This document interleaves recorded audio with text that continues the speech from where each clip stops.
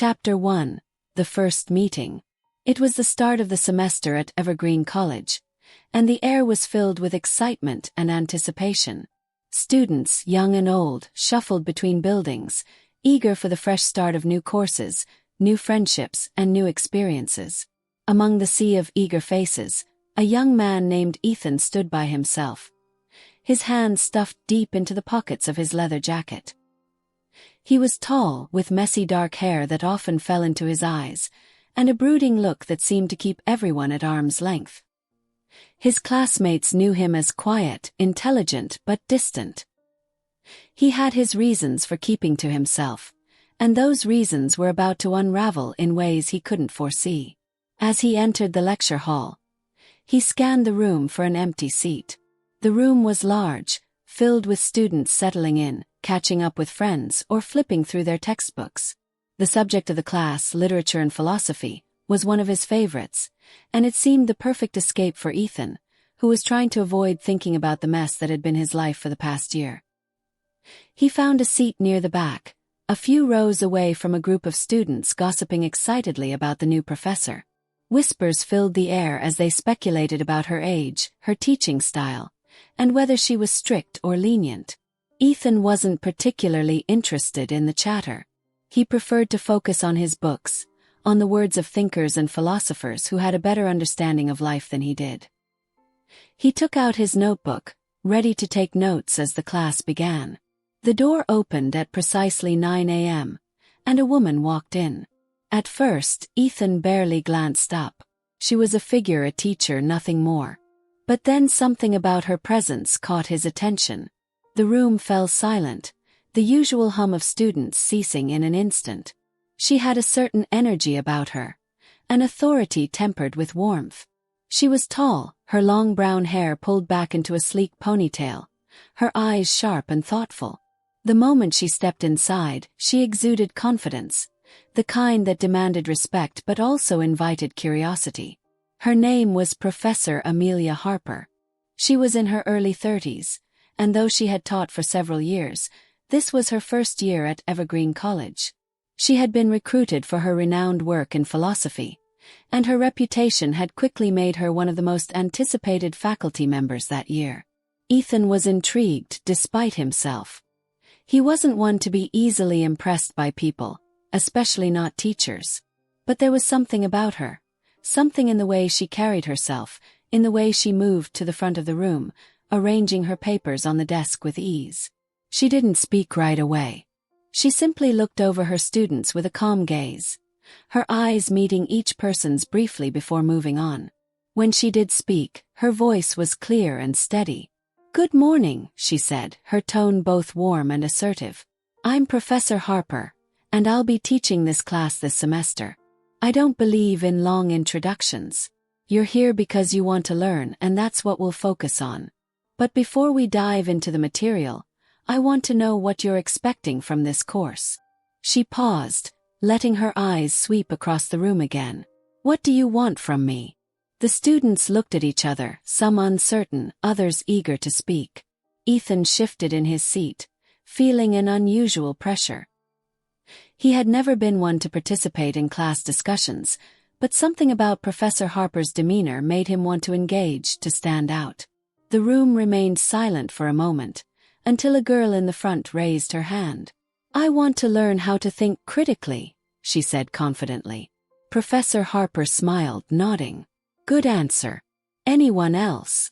Ethan's fingers rested lightly on the edge of his notebook, his mind racing. He didn't raise his hand. He never did.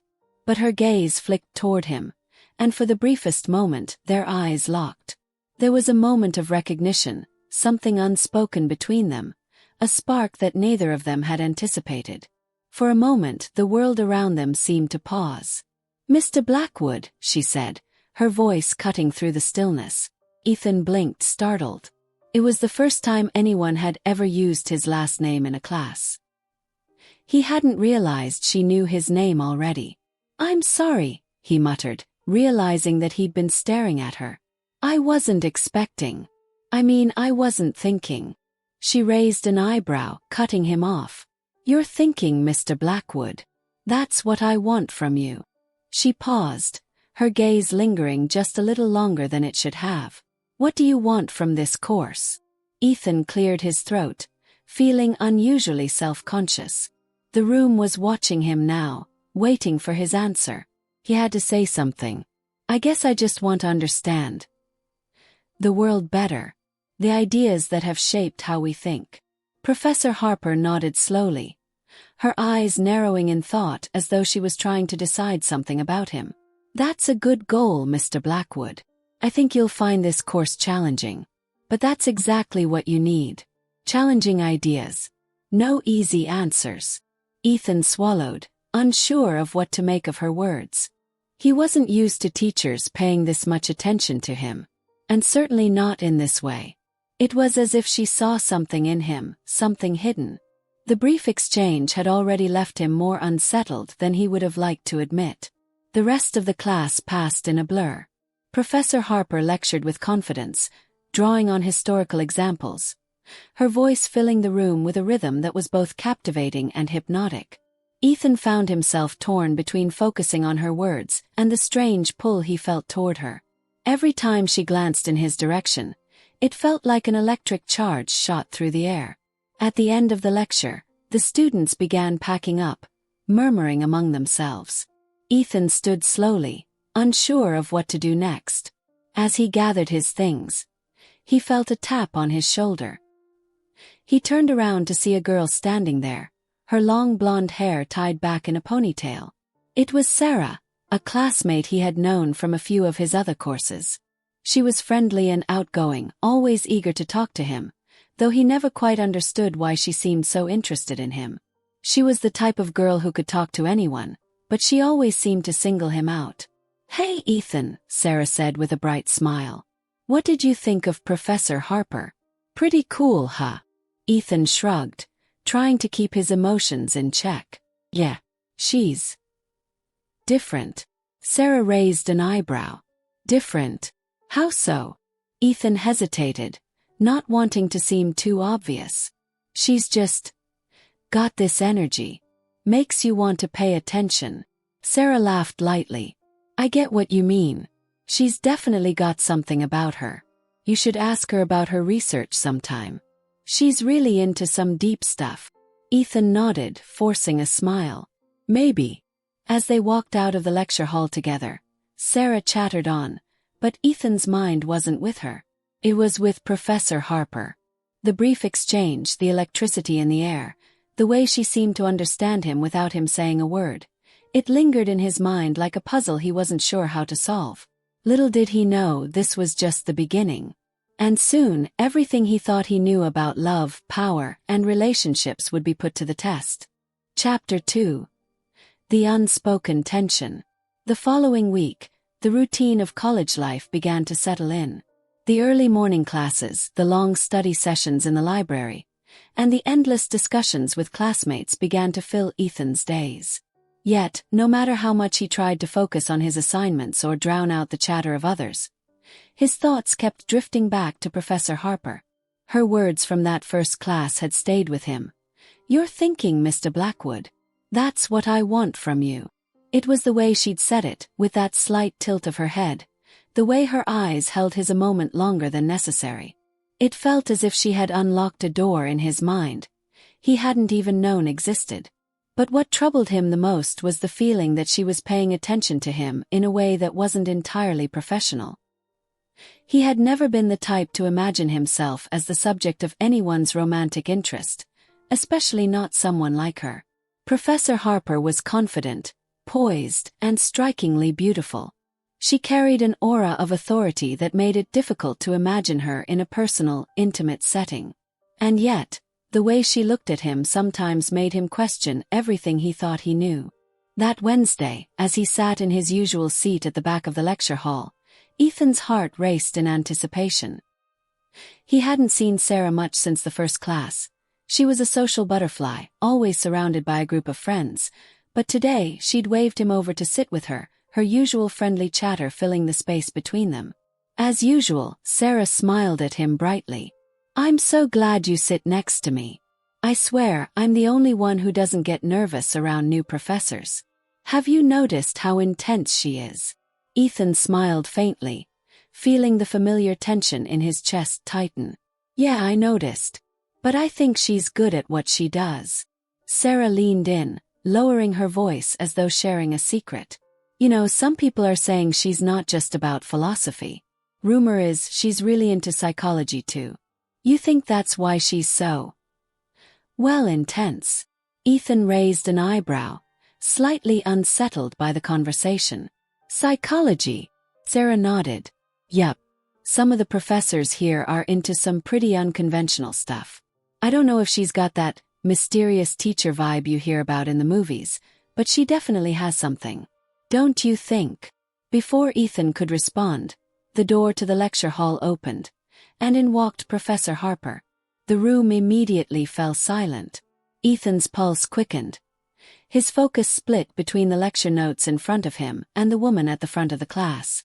Professor Harper glanced over the students, her eyes briefly scanning the room, landing on Ethan for just a moment longer than necessary. For that fleeting instant, Ethan could feel his entire body tense, and he quickly turned his gaze to his notebook. He wasn't sure what it was, but her presence always seemed to stir something within him, something he wasn't entirely ready to confront.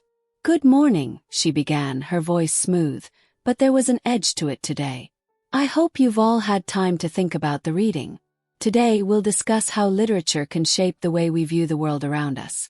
But before we begin, I want you to think about something. The class shifted uncomfortably, sensing that this wouldn't be just another typical lecture. Sometimes, she continued, her tone becoming more introspective, we don't just read books, we become them.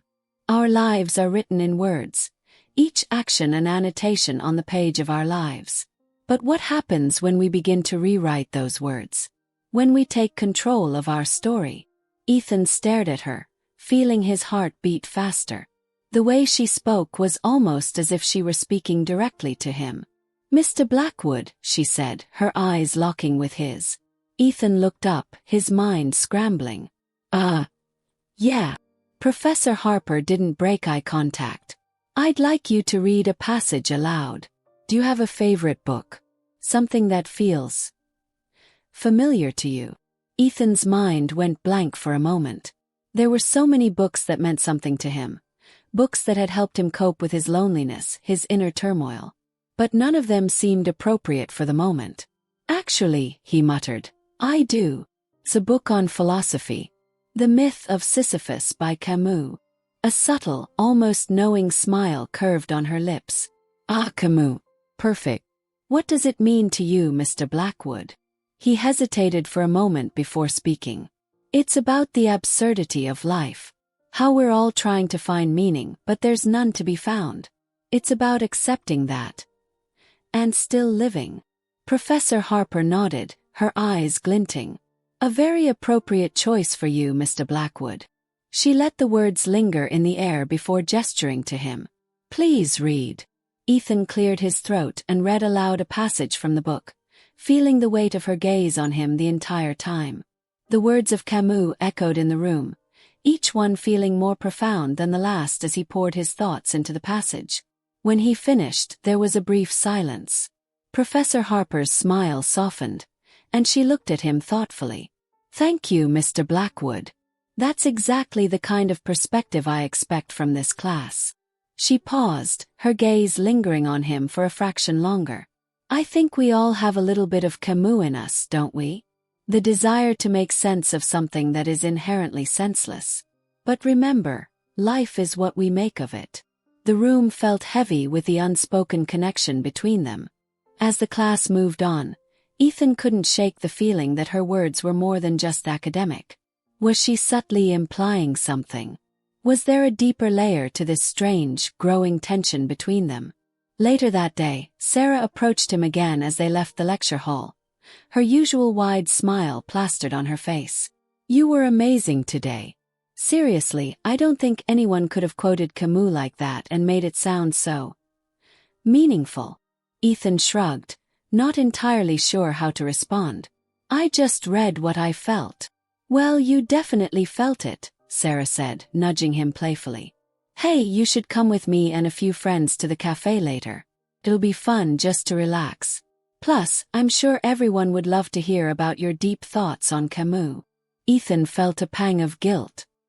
He liked Sarah. She was sweet, easy to talk to, and had been kind to him when others kept their distance. But something inside him was beginning to shift.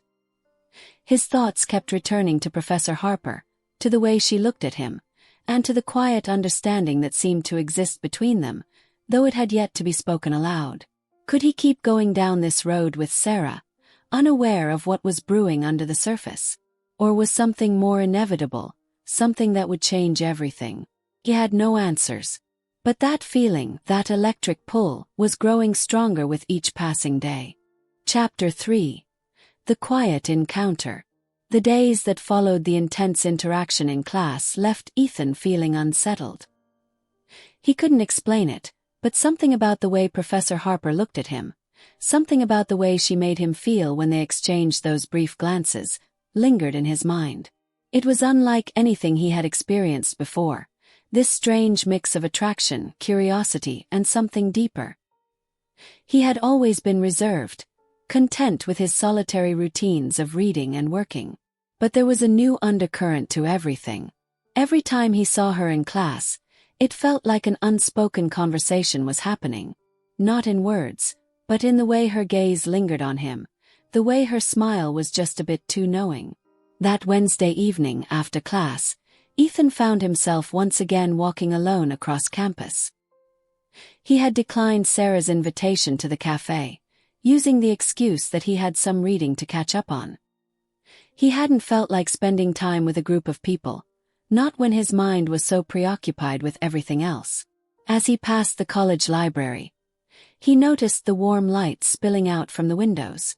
The campus was quieter than usual, the night air crisp and refreshing. As he rounded a corner, his thoughts interrupted by the sound of footsteps behind him. He turned to see none other than Professor Harper. She was walking briskly, a stack of papers clutched in one hand, her other hand tucked in the pocket of her jacket. "Ethan," she said, her voice quiet but still carrying across the distance. "I didn't expect to run into you here." Ethan stopped in his tracks, his heart racing unexpectedly. "Professor Harper, I didn't know you were still on campus." She smiled, an almost playful look in her eyes. "I tend to stay late. Grading papers, preparing for lectures. You know how it is." He nodded, unsure how to respond. The last thing he expected was to be talking to her outside of class. He had always tried to keep his interactions with professors strictly professional, but here they were, in a casual setting, with the night sky above them and the campus empty around them. For a moment, neither of them spoke. Ethan could feel the silence stretching between them, a strange tension hanging in the air. Professor Harper broke the silence with a soft chuckle, her eyes twinkling with amusement. "It's odd, isn't it?" she said. "How we spend so much time in class, but never really have a chance to just talk." "Yeah, I guess," Ethan replied, shifting nervously. He wasn't used to being the center of attention, especially not in a one-on-one conversation with someone like her. "I mean, we talk in class, but yeah, this is different." She tilted her head, considering him for a moment, her expression unreadable. "You're different from most of the students in my class, Ethan. There's a certain depth to you. It's refreshing." Ethan blinked, surprised by her words. He wasn't used to getting compliments, certainly not from a professor. "I don't know about that," he muttered, feeling a flush creep up his neck. "I just try to keep to myself." "I can tell," she said softly, almost as though she were speaking more to herself than to him. "But I'm glad you're in my class. You bring a certain seriousness to the subject that most people lack." Ethan wasn't sure how to respond to that. He had always preferred to keep his thoughts and feelings to himself, but now it felt like she was reading him in ways he hadn't anticipated. Was she just being polite? Or was there something more beneath the surface? "Thanks," he said, his voice barely above a whisper. I really enjoy the class." Professor Harper smiled again, and this time it seemed a little more knowing, as if she were aware of something Ethan hadn't fully figured out yet. Good. But you're not just here to enjoy the class, are you? Ethan's brow furrowed. What do you mean? I mean, she said, stepping a little closer, you're here to challenge yourself, to learn more than what's in the textbook, to think deeper, to question everything. Isn't that why you're really in my class? Her words cut through him like a knife, striking at something he had never openly acknowledged. Yes, that was why he was there. Not for the grade or the degree, but for something more, something intangible that he couldn't put into words. Before he could answer, she continued, I think you're capable of more than you realize, Ethan. And I think you're someone who's seeking something, maybe without even knowing it yourself. Ethan felt a shiver run down his spine. Was she implying something more? Was she talking about him personally, or was it just another one of her enigmatic intellectual observations? I don't know what you mean, he said, trying to play it cool, but his voice cracked slightly, betraying his nerves. She smiled again, her eyes softer now, almost as if she were trying to reassure him. Don't worry. I'm not trying to get you to open up just yet. I know it's not easy for you to share your thoughts, Ethan. But I want you to know that I'm here to challenge you, to push you beyond your limits. The moment hung in the air, pregnant with unspoken meaning. Ethan swallowed hard, unsure of what to do with the sudden flood of emotions that overwhelmed him. Was she simply being a good teacher? Or was there something else, something between them that had started to form without either of them acknowledging it fully? He wanted to say something, anything, but the words escaped him. Instead, they both stood there for a long moment, locked in that strange, quiet connection, neither of them moving.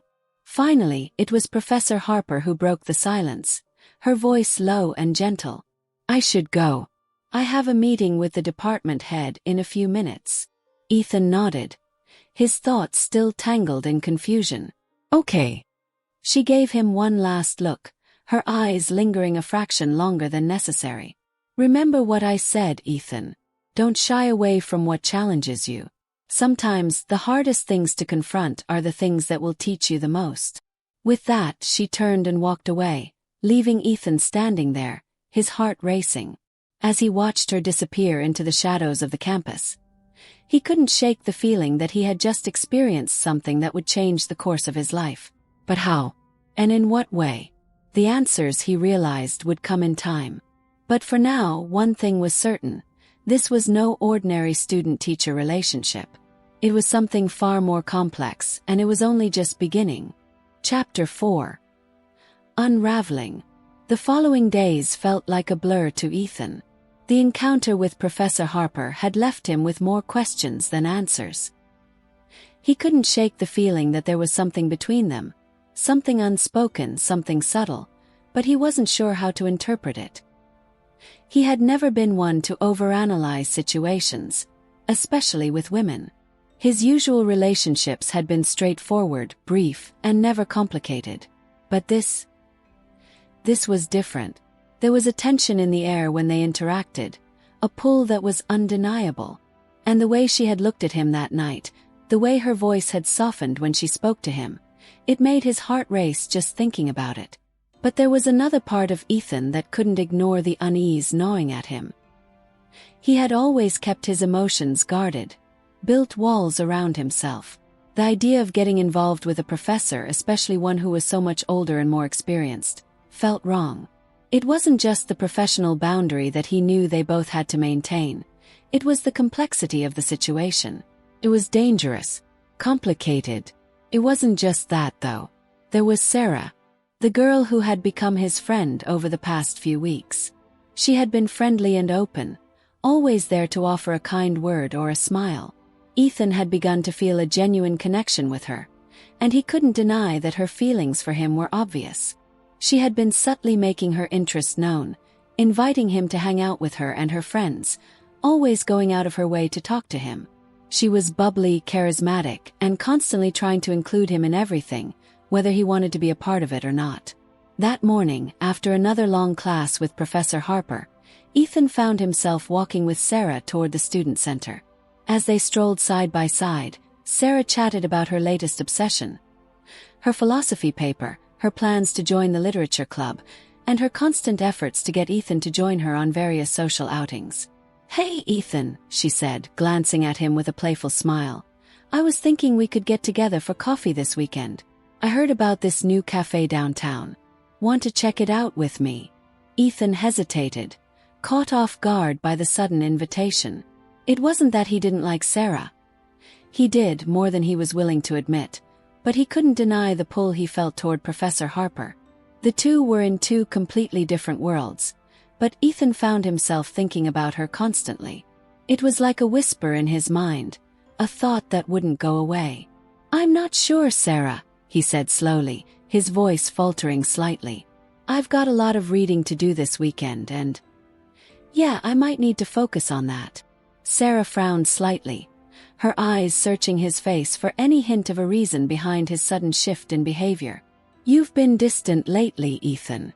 You've been turning down all my invitations, and I get it, but we should hang out. We can talk about anything. You know, just us." Ethan felt a pang of guilt hit him. Sarah had been nothing but kind to him, and he didn't want to hurt her feelings, but he didn't know how to explain what was happening inside his head. What was he supposed to say? That he was attracted to his professor? That he was battling some inner turmoil that was confusing him more with each passing day? "I'm sorry, Sarah. I just need some time to think." He cursed himself inwardly for his vague words. It wasn't the first time he'd tried to distance himself from her, but she seemed to sense his unease. "Think about what, exactly?" Sarah pressed, her voice softer now, as though she was trying to understand. Ethan opened his mouth to speak but then shut it again. He didn't have an answer. He didn't have an explanation. So instead, he changed the subject, feigning interest in something she was saying about a recent essay she had written for another class. But Sarah wasn't convinced. Ethan could see it in her eyes. She wanted something more, and it was clear that she wasn't going to give up easily. As the days went on, Ethan found himself lost in his own head, unable to focus on much else but Professor Harper and the strange pull he felt toward her. He would tell himself to stop thinking about her, that it was a mistake, but it didn't work. No matter how much he tried to distance himself from the feelings building up inside him, they only intensified. That Friday afternoon, Ethan found himself sitting in the library, desperately trying to focus on his studies. The room was relatively quiet, save for the hum of distant conversations and the rustling of pages turning. His textbook lay open in front of him, but his mind wandered back to the night he had bumped into Professor Harper outside. The way her voice had softened, the way she had said she was here to challenge him. What did that mean? Was it simply a professional comment? Or was she trying to push him into something else? His thoughts were interrupted when he saw Sarah enter the library, her bright smile lighting up the room. She caught sight of him almost immediately, her eyes widening as she waved enthusiastically. Without thinking, he waved back, though it felt more like a reflex than an actual greeting. "Hey, Ethan," Sarah said as she approached his table, her usual bubbly energy filling the space. "I was hoping I'd catch you here. I wanted to talk to you about the paper we're supposed to turn in next week. I'm a little stuck, and you're the one person I know who's good at these things." Ethan smiled weakly, relieved for the distraction but also feeling a rising tension in his chest. "Sure, I can help. What part are you stuck on?" As they discussed the paper, Ethan tried to focus, but he couldn't shake the feeling that there was something between him and Sarah that was being left unsaid. She was leaning in closer now, her voice dropping to a quieter, more intimate tone. "Ethan," she said softly, her fingers brushing against his hand as she gestured toward the textbook. "I've been thinking a lot about us lately. You've been pulling away, and I want to know what's going on." The words hung heavy in the air. Ethan's heart pounded in his chest. He knew he had to answer, but the truth was too complicated. He couldn't tell her about his feelings for Professor Harper, not when Sarah was standing right in front of him, vulnerable and honest, opening up about her own emotions. I don't know what you mean, Sarah, Ethan lied, his voice shaking despite his attempt to sound casual. But Sarah wasn't fooled. Her eyes searched his face, and for a moment, Ethan could see the hurt flash across her features. He realized too late that he'd just broken something between them, that this distance he had put up was beginning to tear at the fabric of their friendship. Okay, Sarah said softly, her voice tight. I guess I just hoped for something more. But if you don't feel the same way, that's fine. I just wish you'd tell me. Ethan's throat tightened. Sarah, I don't want to hurt you. I just... With that, she turned and walked away, leaving Ethan alone at the table, his heart heavy with guilt. He had no idea what he wanted, not anymore. The feelings he had for Sarah were real, but they were clouded by something deeper, something more complicated that he couldn't even begin to understand. And in the back of his mind he knew, no matter how hard he tried to deny it, that the only person he couldn't stop thinking about was Professor Harper. Chapter 5: Crossed Paths. The following days were clouded by the weight of Ethan's unresolved feelings. The confrontation with Sarah, her quiet exit from the library, haunted him. He hadn't meant to hurt her. He never wanted to hurt anyone, especially not someone as kind and open as Sarah. But the truth was, he didn't know how to handle the growing complexity of his emotions. His thoughts were consumed by Professor Harper, the quiet, mysterious woman who had begun to infiltrate his every waking moment. He couldn't escape it, no matter how much he tried. That Friday night, he sat alone in his dorm room, surrounded by textbooks and unfinished assignments. The campus was quieter than usual. Most of the students were out at the weekend parties or hanging out at the local bars. Ethan, however, couldn't bring himself to join them. Instead, he sat by his window, staring at the distant lights of the city, lost in thought. He had avoided Sarah for the past couple of days. She hadn't reached out to him, and he hadn't found the courage to do so either. He had felt the distance growing between them, and he knew she was hurt, but what was he supposed to say? How could he explain that his heart wasn't in the same place it had been just a week ago? A soft knock on his door broke him from his reverie. When he opened the door, he was met with the last person he expected, Professor Harper. She was standing there, her dark coat wrapped tightly around her, and a small bag clutched in one hand. The sight of her made his pulse quicken. Professor Harper, Ethan said, his voice unsteady. What are you doing here? She looked at him with an unreadable expression, her eyes flickering briefly over his face as though taking in his every reaction. There was a pause before she spoke, her voice calm but serious. I need to talk to you, Ethan, she said quietly. It's important. Ethan's mind raced. What could she possibly want to talk about? The moment stretched before him, and despite the absurdity of it all, he stepped aside and let her in. As she entered his room, she glanced around briefly. It was a typical college dorm, minimalist, with a few textbooks scattered across his desk and a couple of empty coffee cups on the side. She looked back at him, her gaze steady and intense. I'm sorry to show up like this, she said, sounding almost apologetic. But I've been thinking about you. About what happened after our last conversation. Ethan swallowed hard. He wasn't sure how to process her words. He felt the urge to retreat, to hide his emotions, but he also couldn't bring himself to turn her away. He was inexplicably drawn to her. His mind flooded with conflicting thoughts. You've been thinking about me, he asked, his voice barely a whisper. She nodded slowly, and for a moment, there was a heaviness in the air that seemed to hang between them like an invisible thread. Yes, I've been thinking about you a lot, Ethan. About your potential. And the way you've been approaching your work. You have more depth than most of the students here. You don't just read the material, you question it, you challenge it. You see beyond the surface. Ethan didn't know what to say. He wasn't used to people praising him. Certainly not like this. But there was something else in her voice, something that seemed personal. I've been feeling disconnected lately, Ethan admitted before he could stop himself. The words slipped out before he could filter them. I don't know what's happening with me. Everything feels off. She studied him closely, her gaze intense. I think I understand, she said softly. It's the same for me. I see the way you're struggling, Ethan. It's not just your academics. It's deeper than that, isn't it? His chest tightened. I don't know what you mean. Professor Harper walked closer, stopping just a few feet away. There was a moment of silence before she spoke again. Her voice low, almost a whisper. You're not just a student to me, Ethan. I've been watching you, your passion, your curiosity. It's rare. Most students are so eager to finish their degrees, to follow a prescribed path. But you question everything, including yourself. Ethan's heart pounded in his chest. He had never felt more vulnerable than in that moment, with her so close, speaking in a way that felt so intimate.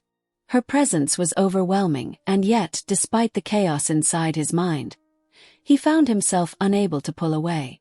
What are you saying? He asked, his voice barely above a whisper, as if afraid to hear the answer. Her eyes met his, and for a moment, there was no longer any distance between them. She was no longer his professor. She wasn't even the authoritative figure she usually portrayed in class. In that moment, she was just a woman, looking at him as if he was the only person in the world. I'm saying that I'm attracted to you, Ethan, she said quietly, the words hanging in the air between them. I've been trying to ignore it, but I can't anymore. I've been feeling something real. And I think you feel it too. Ethan felt as though the ground had been pulled from beneath him. He stared at her, unsure if he had heard her correctly. His mind screamed that this was wrong, that there were boundaries, rules, that this couldn't happen. And yet, there was a part of him, a deep, secret part, that wanted to believe her. That wanted to believe that this, whatever this was, wasn't just a fleeting moment or a misstep. I don't know what to do, Ethan whispered. This is crazy. You're my professor. This isn't supposed to happen. She sighed softly, stepping even closer to him, her presence suffocating but comforting at the same time. I know, Ethan. I know this is complicated. But sometimes things happen that can't be ignored. You can try to fight it, but it will always be there. Ethan stood frozen, his heart racing, every nerve in his body heightened.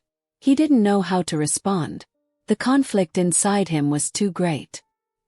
His head screamed at him to step away, to remind her of the professional line that existed between them.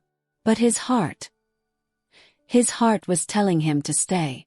Before he could say anything more, a knock echoed from the door. It was sharp and urgent, and it shattered the moment between them. Ethan! Came a voice from outside. Sarah. Ethan's heart dropped into his stomach.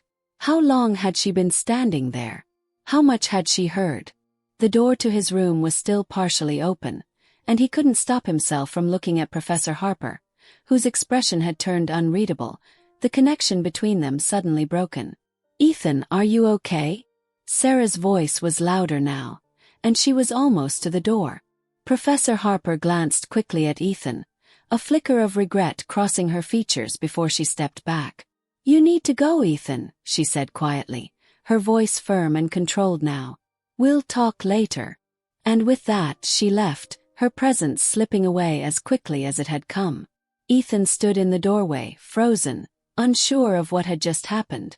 The knot in his chest tightened, and his mind raced. He had no idea how he was supposed to navigate the aftermath of this. Ethan, what was that?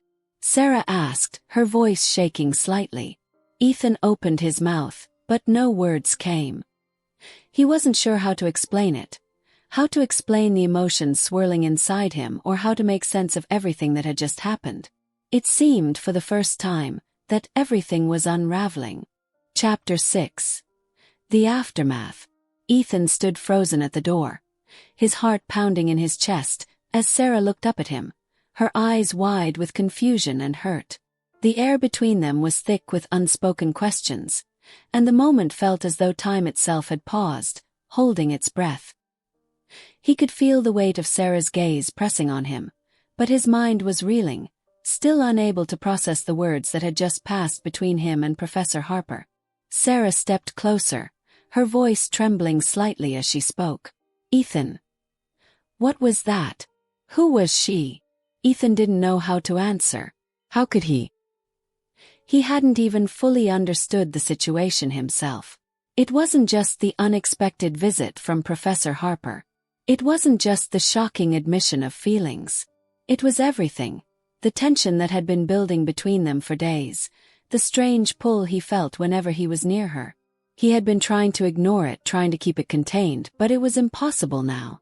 Everything had changed. "That was Professor Harper," Ethan said, his voice barely above a whisper. Sarah's brow furrowed in confusion. "Your professor?" Her tone held disbelief, as though she couldn't quite comprehend the situation. "What did she want with you?" Ethan felt a lump rise in his throat. He knew what Sarah was thinking, knew what she would feel if he told her the truth. That he had feelings for someone else, someone who was off limits, someone who shouldn't be in his life in that way. How could he explain that? How could he put into words the twisted mess of emotions he was feeling? I don't know," he said finally, running a hand through his hair, his thoughts a jumble. "She said she wanted to talk about my work, and I don't know, just about me, I guess. But then He trailed off, unsure of how to continue. Sarah's eyes flickered with concern, but also with something else, something that Ethan couldn't quite place. "She just showed up here. Like this?" she asked, her voice tight, the edges of hurt creeping into her words. Ethan nodded, not knowing how to explain it. She seemed to know what I was going through. She said she wanted to challenge me, to push me. That's... Sarah paused, clearly processing. "That's not normal, Ethan. Professors don't just show up at students' dorms, especially not late at night." "I know," Ethan said, his voice strained. "I don't know what to think. I didn't invite her. I just came here. But when she left, it felt like something was between us. Like she wanted something more." He closed his eyes, his heart pounding with the weight of his admission. Sarah's face grew pale, and she took a step back, her arms crossing defensively. "I don't understand, Ethan. What are you saying? That you've been talking to her like that, and she just comes here to tell you that?" Ethan felt a knot form in his stomach. He had never seen Sarah this upset before. Her usual warmth and friendliness had disappeared, replaced with a guarded expression that made Ethan feel like a stranger to her. "It's not what you think," Ethan said quickly, stepping toward her. "It's complicated. I don't know what's going on. I don't know how to explain it. It's different. She's smart, and she sees things in me that no one else does. I can't stop thinking about her. But I don't want to hurt you, Sarah. I don't want this to mess everything up between us." Sarah's eyes widened, and for a moment there was silence, as if the weight of his words hung heavily in the air between them. "Ethan," Sarah said, her voice trembling, "you're saying you have feelings for her? Your professor. After everything we've been through." Her voice cracked as she spoke, and Ethan could hear the pain in it. He wanted to reach out to her, to reassure her that none of this had been intentional, that he hadn't planned any of it. But the words wouldn't come. He had never been good at expressing what he felt. And right now, the only thing he could feel was the sinking sensation in his chest, the dread of knowing he had hurt someone who had only ever been kind to him. "I don't know what's happening," Ethan admitted, his voice barely audible. "But I do know that I'm confused. And I don't want to hurt you, Sarah. But I can't lie either. Something's changed. I can't stop thinking about her." Sarah looked at him for a long moment, her gaze unreadable. The silence stretched on, heavy and uncomfortable. Then, with a small shake of her head, she turned away, walking toward the door. "I can't do this, Ethan," she said quietly, her voice strained. "I don't deserve to be someone's second choice. If you can't figure out what you want, then maybe we need some space." "Sarah, please." Ethan started, but she held up her hand, cutting him off. "I need time, Ethan," she said, her voice soft but firm. "I can't just stand by while you figure this out. I'm not some backup plan. I can't keep waiting around for you to make up your mind." Ethan's chest tightened as she opened the door and stepped into the hallway, leaving him standing there motionless. For a moment, he could only hear the sound of his own breathing, the quiet hum of the dormitory. He wanted to run after her, to explain everything, to make it right. But deep down he knew it was too late. He had already crossed a line, and there was no turning back. The door clicked shut behind her, and he was left alone in his room, staring at the empty space where Sarah had been just moments ago. The weight of what had just happened hit him all at once, and a sharp pang of regret twisted in his stomach. But his mind was still occupied with the other thought, the thought of Professor Harper. Even now, he couldn't shake the image of her standing in his room, so close to him, so unapologetically present.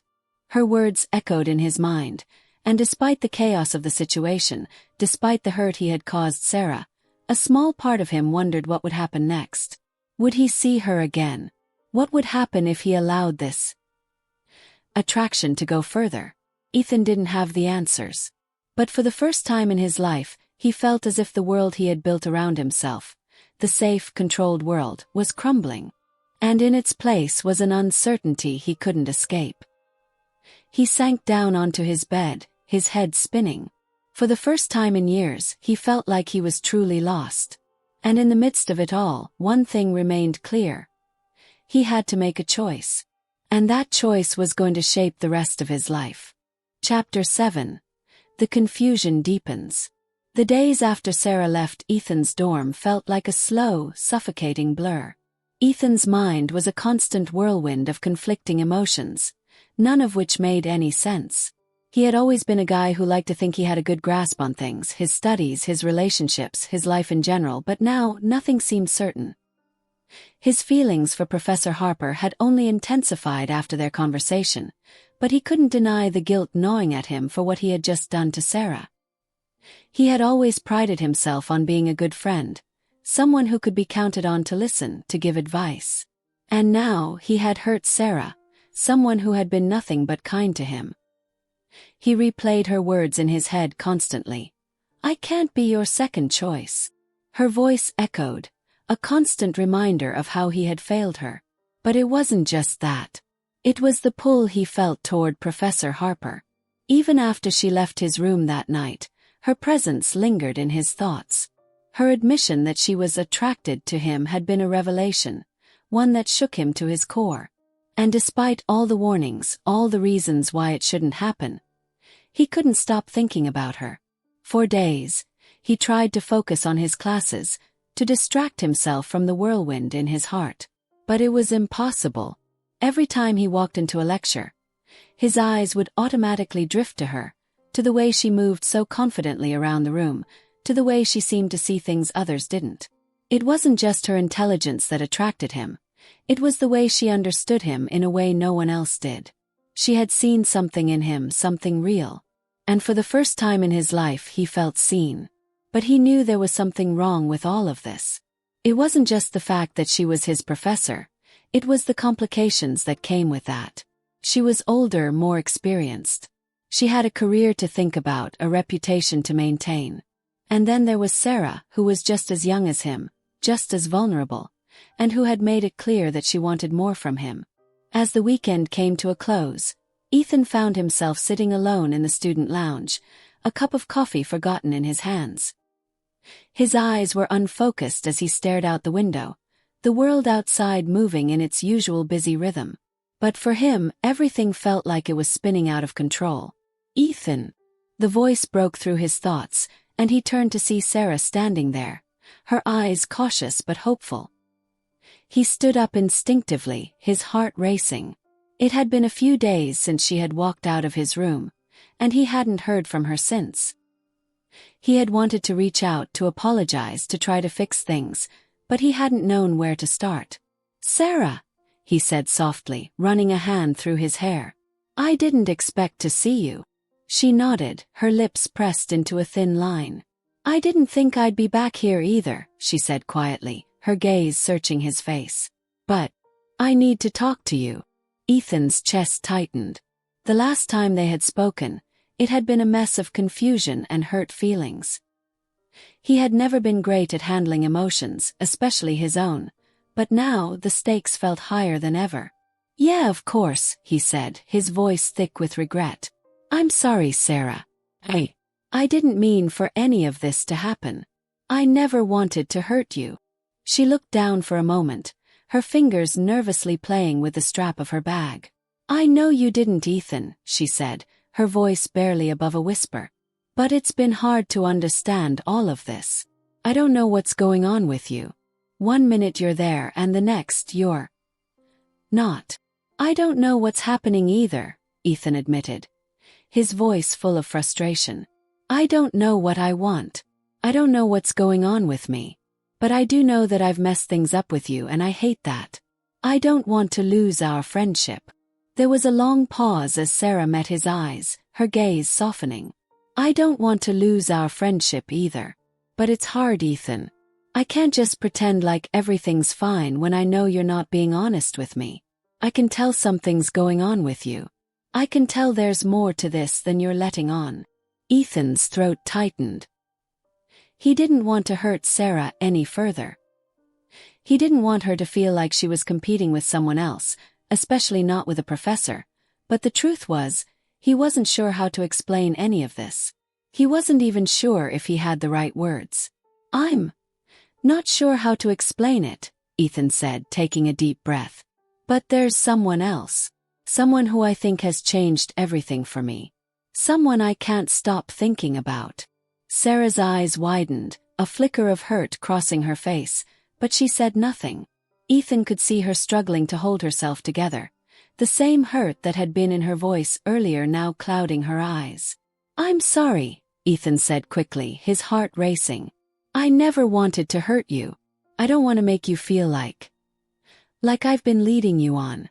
But I'm not sure what's going on with me. I don't know what to do with these feelings. Sarah took a step back, her shoulders slumping slightly. So, this is about her, isn't it? She asked quietly, her voice tight. Ethan felt a pang of guilt deep in his chest. Yes, he admitted, his voice barely a whisper. It's about her. For a moment Sarah didn't speak. She just stood there, her expression unreadable. Then she sighed, shaking her head slowly. I don't know what to say, Ethan. I thought we had something. But I can't just wait around while you figure this out. Sarah. Ethan began, but she held up a hand to stop him. No, Ethan. I'm not angry. I just need time to think about all of this. You need time to figure out what you want. And so do I. I think it's better if we both step away for a while. Ethan felt his heart break as she turned and walked away. He wanted to run after her, to beg her to stay, but he knew it was pointless. She needed space and so did he. As Sarah disappeared from view, Ethan sank back down into the chair in the lounge. His mind was a mess. He had lost her. He had lost the chance to be with Sarah, and now it seemed like his heart was tangled in a web of feelings for someone he couldn't have. But that didn't stop him from thinking about Professor Harper. The way she had looked at him, the way she had touched him so subtly, the way she had admitted she felt something too. It was all consuming. Ethan didn't know what to do. He didn't know how to move forward. But there was one thing he was certain of. He had to face this. He couldn't keep pretending that everything was fine when his heart was torn between two women, one who was forbidden and the other who was his friend. And so, with a heavy heart, Ethan knew that the next step was inevitable. He had to confront his feelings.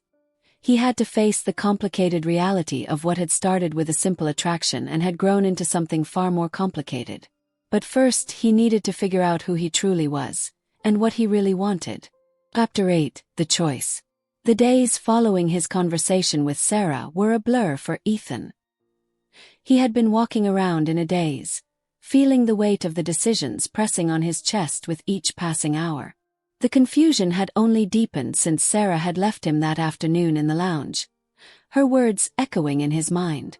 You need time to figure out what you want, she had said, and for the first time, Ethan truly realized how much he had taken her presence for granted. Now, the possibility of losing her felt like an ache in the pit of his stomach. But alongside that ache was another, quieter feeling. The pull of something deeper, something more complicated. Every time Ethan thought about Professor Harper, his heart skipped a beat. He had tried to focus on his studies, to lose himself in the work that had once brought him peace. But now, every lecture, every quiet moment, was consumed by thoughts of her. Her dark eyes, the way she held herself with such confidence, the way she seemed to see straight through him. All of it lingered in his mind, refusing to let go. And yet, even as these feelings grew, there was the constant reminder of the boundaries that existed between them. She was his professor. She had more to lose than he did. She had a career, a reputation, and crossing that line could be disastrous for both of them. Ethan knew that. He wasn't stupid. But the more time passed, the less he seemed to care about the consequences. It was this internal battle between his heart and his mind that kept him awake at night. And one morning, after nearly a week of avoiding both Sarah and Professor Harper, Ethan knew he couldn't go on like this. He had to make a choice. He had to confront the reality of his feelings, once and for all. The decision came one afternoon, when Ethan found himself once again sitting in the library, the soft rustling of pages and the low hum of whispered conversations around him. He had come to the library to study, but it was hard to concentrate on anything other than the fight brewing inside his chest. He had been trying to avoid both Sarah and Professor Harper, but it seemed inevitable that eventually, he would have to face them. And so, as fate would have it, his thoughts were interrupted by the appearance of the one person he couldn't seem to stop thinking about. Professor Harper walked into the library, her dark hair tied up in a neat bun, her sharp eyes scanning the room. She was just as poised as ever, but there was something in the way she looked around, an almost nervous energy, that caught Ethan's attention. She hadn't seen him yet, and a small part of him considered slipping away, pretending he hadn't noticed her. But before he could make any decision, she spotted him. Her gaze locked on his, and for a brief moment, the world around them seemed to vanish. "Ethan," she said, her voice soft but full of authority. She walked toward him, her footsteps deliberate. "We need to talk." Ethan's heart raced, his palms suddenly clammy. His mind was screaming at him to stop, to run, to not do this. But he couldn't move. He couldn't walk away. This was what he had been avoiding, what he had been thinking about for days. And now, here she was, standing in front of him, her presence both comforting and terrifying. "I know," he said, his voice betraying a hint of nervousness. I've been avoiding you." I didn't know what to say. She looked at him for a moment, her expression unreadable. Then she took a seat across from him, her eyes still steady on his face. "Ethan," she began, her voice quieter now, "I think we both know what this is, what's been happening, and I think it's time we addressed it." Ethan swallowed hard, his heart thudding in his chest. I don't know how to handle it, Professor," he admitted, the words slipping out before he could stop them. "I've never felt like this before. I didn't plan for it. I don't know what's going on with me." Professor Harper nodded slowly, her eyes softening. "I understand. Believe me, I do. But we can't ignore this, Ethan. I know you feel something. I can see it in the way you look at me. And I feel it too." She paused, her lips pressing together in a tight line, as though she was trying to hold back her own emotions. Ethan's breath caught in his throat. He wanted to reach out to her to say something, but the words seemed to be stuck. His heart was pounding, his hands shaking. He had spent days trying to push these feelings away, but it was clear now that they weren't going anywhere. "I don't know what to do," Ethan said, the admission sounding like a confession. "I'm so confused. I've hurt Sarah, and I don't want to hurt her more. But I can't stop thinking about you, Professor. I don't know how to make sense of it." Professor Harper's gaze softened, and she leaned in slightly, her voice almost a whisper. "Ethan, this is complicated. You and I both know that. But I want you to know something. This isn't something to rush. This is about what you want, not about what I want or what anyone else wants." Ethan nodded slowly, his mind spinning. "I know. I don't want to make the wrong choice. I don't want to hurt anyone." She smiled gently. "Ethan, the choices you make now are going to shape who you become. I can't tell you what the right decision is. But I can tell you that you need to be honest with yourself. That's the first step. Be honest about what you want, and the rest will follow." The conversation left Ethan shaken. She was right, of course. He needed to be honest with himself, something he hadn't been for a long time. The confusion, the guilt, the fear.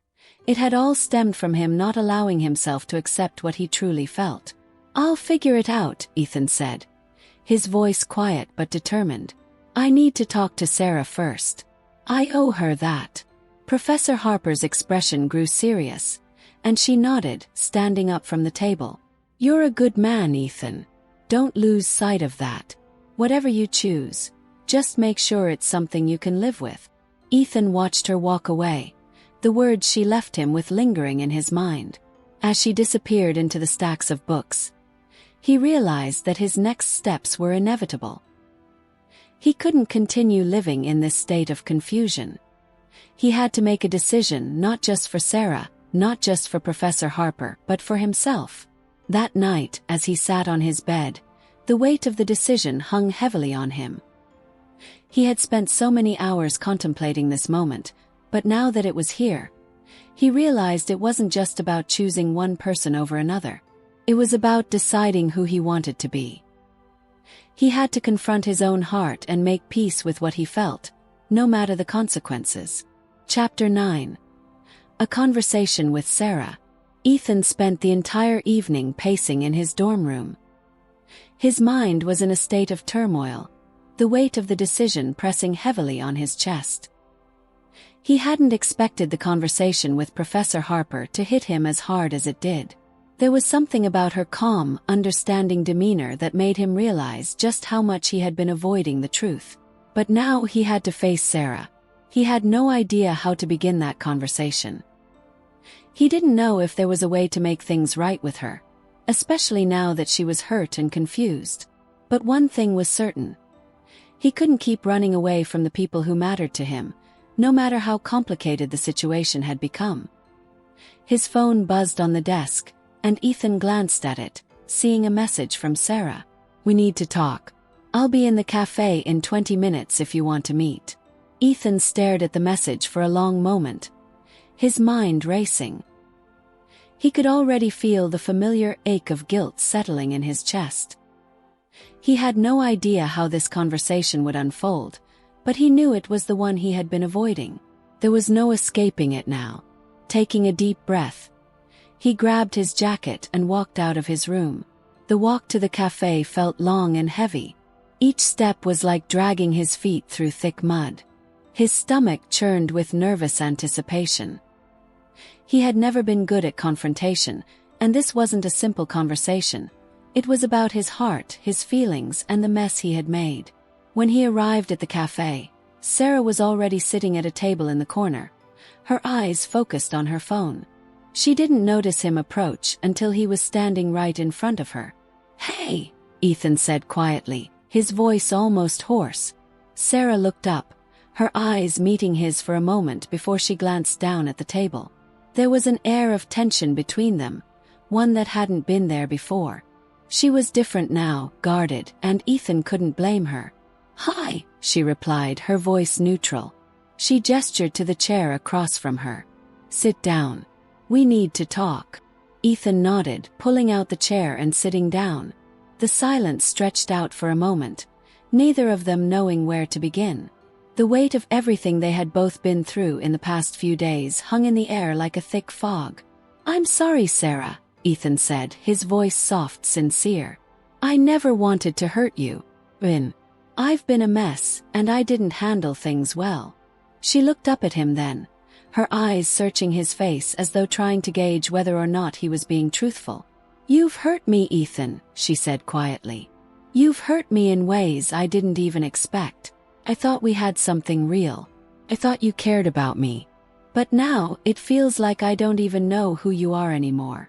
Her words pierced him, and he felt a sharp pang in his chest. He hadn't meant for it to come to this. He had never intended to hurt her like this. But the truth was, he had been so consumed by his own confusion that he hadn't stopped to consider how it might affect her. "I do care about you, Sarah," Ethan said, his voice thick with emotion. "I care about you more than I think you realize.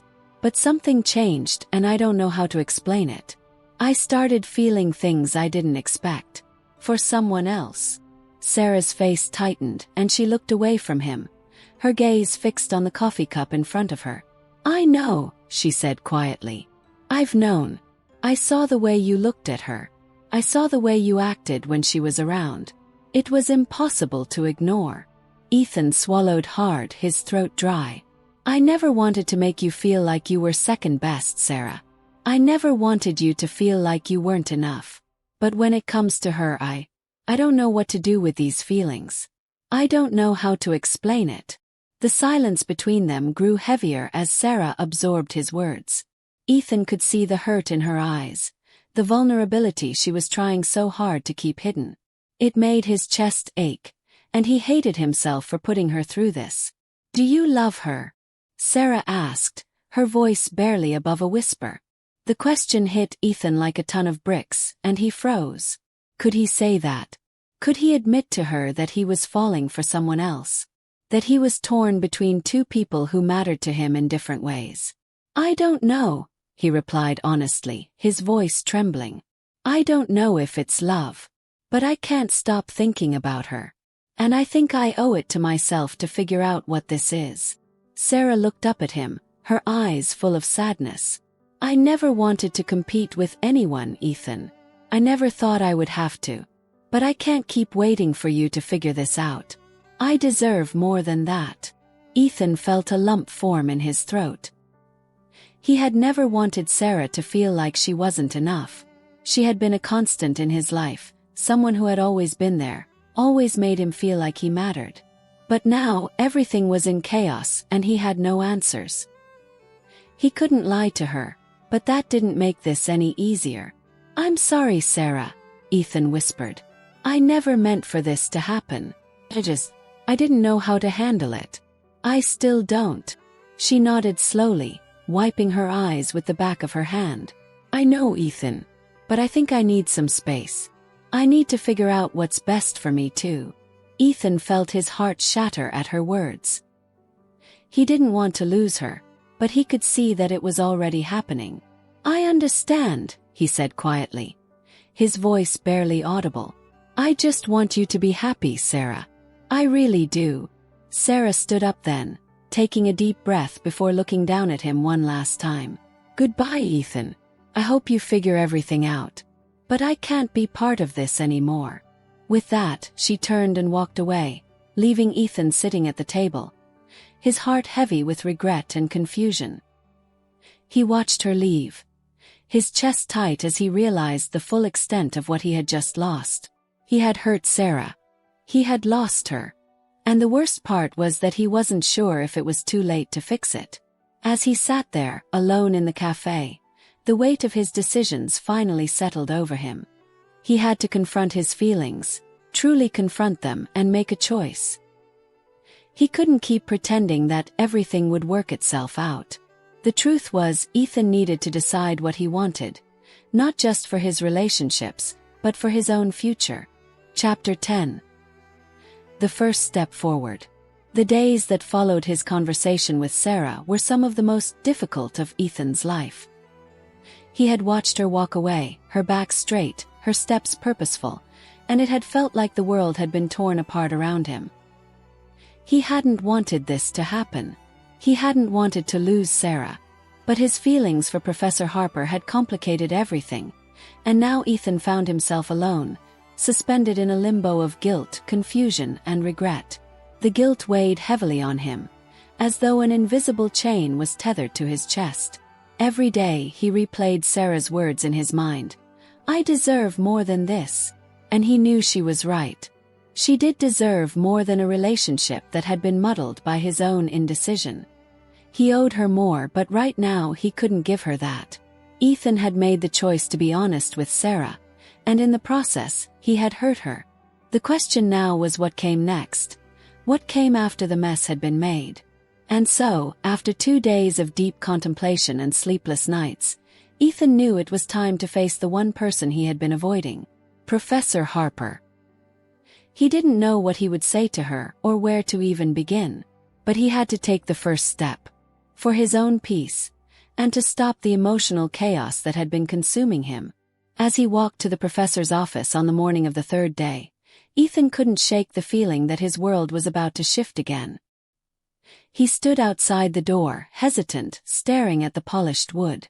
For a moment he thought about turning around, about walking away and never dealing with any of it. But the weight of the decision pressed him forward. He knocked once and then pushed the door open. Professor Harper was sitting at her desk, her back to him as she flipped through a stack of papers. She didn't notice him at first. Ethan stood there for a moment, his heart pounding in his chest, before he spoke her name softly. Professor Harper. She turned to face him, a slight smile appearing on her lips as their eyes met. But Ethan could see the traces of weariness in her expression, something she was trying to mask. "Ethan," she said, her voice steady but tinged with something deeper. "I was wondering when you'd show up." For a brief moment, they both just stood there, locked in a silence that felt loaded with everything unsaid. The air in the room felt thick with anticipation, and Ethan's nerves made it hard to focus. He shifted from one foot to the other, suddenly feeling like a young man facing something much bigger than himself. "I didn't know what to say," Ethan began, his voice quiet. "I've been avoiding you and I didn't mean to. But after what happened with Sarah, I think I need to talk to you. I need to figure this out." Professor Harper regarded him for a long moment, her eyes scanning his face as though weighing the sincerity of his words. Finally, she nodded, gesturing for him to take a seat across from her.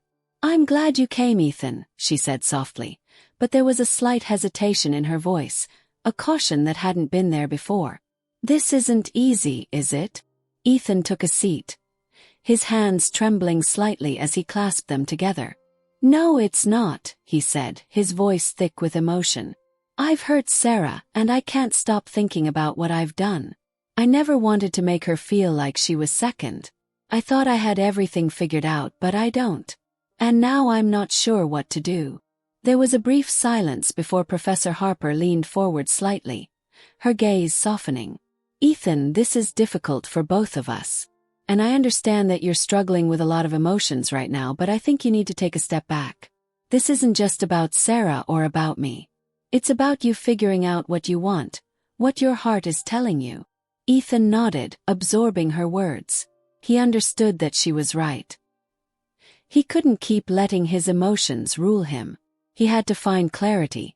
The problem, however, was that he couldn't tell if the clarity was something he could find on his own, or if it was something he needed to face in the context of his feelings for both Sarah and Professor Harper. "I can't keep feeling like I'm walking around with my head in the sand," he said finally, looking up at her. "I've been so confused. And I don't even know if it's love, or if I'm just looking for something that makes me feel seen, like I matter. But with you, I feel like I understand myself more than I ever have. You've made me feel understood, Professor. And I don't know how to handle it." Professor Harper's expression softened even more, and there was a vulnerability in her eyes that made Ethan's heart ache. "I know, Ethan. I see it too. But you have to realize that this isn't something simple. This isn't just a matter of me telling you how I feel or you telling me how you feel. We both know the consequences. This isn't something that can be rushed." Ethan took a deep breath, feeling the weight of her words settle in his chest. He had known it wouldn't be easy, but hearing it out loud made it feel so much more real. He had to take this slow. He had to be certain that he wasn't acting on impulse or escaping from the pain of losing Sarah. "I don't know what the right thing to do is," he said, his voice barely above a whisper. "But I can't keep pretending I don't feel this way." Professor Harper looked at him for a long moment, her gaze steady and unflinching. "Ethan, I won't tell you what to do. You have to make this decision on your own. But understand that whatever happens, we both have to face the reality of the situation. This won't be easy, and it could change everything for us both." Ethan nodded slowly. Her words echoed in his mind. He had already begun to face the consequences of his actions, and now he was looking at the reality of the situation with clarity. But he knew one thing for certain. He had to make a choice not just for Sarah, but for himself. He needed to figure out what he truly wanted from life, and where he wanted to go from here. "I understand," Ethan said, his voice steady now, though his heart still thudded painfully in his chest. "I'll take my time. I'll figure it out." Professor Harper nodded, standing up from her desk and walking over to where he sat. She paused for a moment, her hand hovering over his shoulder as if she wanted to comfort him, but then she pulled back. "Take care of yourself, Ethan. Don't rush to find answers. Just be honest with yourself." As she spoke, Ethan realized something. It wasn't just about choosing between her and Sarah. It was about understanding who he was, what he wanted, and where he saw his future. He was at a crossroads, and he could no longer live in the confusion. "I will," he said, standing up to leave. "Thank you, Professor, for everything." She gave him a small smile as he turned to walk out of the room. But as the door closed behind him, Ethan realized that this was only the beginning. His path was still uncertain, and the journey ahead was one that only he could walk. But at least now, he was ready to take the first step. Chapter 11. The Weight of Silence. The days after his conversation with Professor Harper felt like a blur. Ethan's thoughts were consumed by the uncertainty that clouded his heart. He had made the choice to be honest with himself, and yet the path ahead felt far from clear. Each day brought new questions, new doubts, and a deeper awareness of just how complicated things had become. Walking across campus now felt different. The familiar buildings and paths that once held a sense of comfort were now reminders of the emotional storm brewing inside him. It was hard to focus on anything. His lectures, his assignments, even his friends. His mind kept returning to Sarah, and then to Professor Harper. His heart was caught between two worlds, torn between the past and the future. He couldn't help but feel like he was drifting. The silence between him and Sarah was deafening. He hadn't seen her since that day in the cafe. She had taken the space she'd asked for, and though Ethan respected her wishes, it gnawed at him. He wanted to fix things, wanted to tell her that he hadn't meant to hurt her, but he also understood that there was nothing more he could say at this point. Sometimes you just had to give people the space they needed to heal, even if that space felt like a chasm. But it wasn't just Sarah. It was also the growing tension with Professor Harper. He hadn't spoken to her since their last meeting. She had been right. He needed time to sort out his feelings, and he had taken her advice to heart. But every time he saw her from a distance, whether in the hallway or across campus, his chest tightened. He wanted to reach out, to continue their conversation, to move forward somehow. But there was always the reminder that their situation wasn't simple, and it never could be. They were still professor and student, and there was a line between them that couldn't easily be crossed. It was a chilly afternoon when Ethan finally received a message from Sarah. His phone buzzed as he sat in the library. His textbooks open but his mind elsewhere. He hesitated before unlocking the screen, knowing that whatever Sarah had to say would change the course of things once again. "Can we talk? I need to tell you something."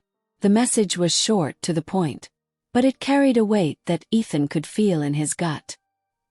He stared at the words for a moment, unsure of how to respond. What did she want to talk about? Was she ready to confront him again, or had she come to terms with everything that had happened? Ethan thought about it for a moment, then typed out a simple reply. "Where?" A few seconds later she responded, "The cafe. I'll be there in 10 minutes. He stood up, gathering his things, a sense of unease creeping into his chest. As he made his way to the cafe, his mind raced with possibilities. What could Sarah have to say to him now? Was she ready to move on, or was there something more she needed to express? The uncertainty made it hard to breathe. The cafe was quieter than usual when he arrived. Sarah was already sitting at their usual table, her eyes downcast, her hands wrapped around a mug of coffee. She looked up when she saw him approach, and for a moment their gazes met, filled with an unspoken understanding. Ethan sat down across from her, unsure of where to begin. His heart was still heavy from their last conversation.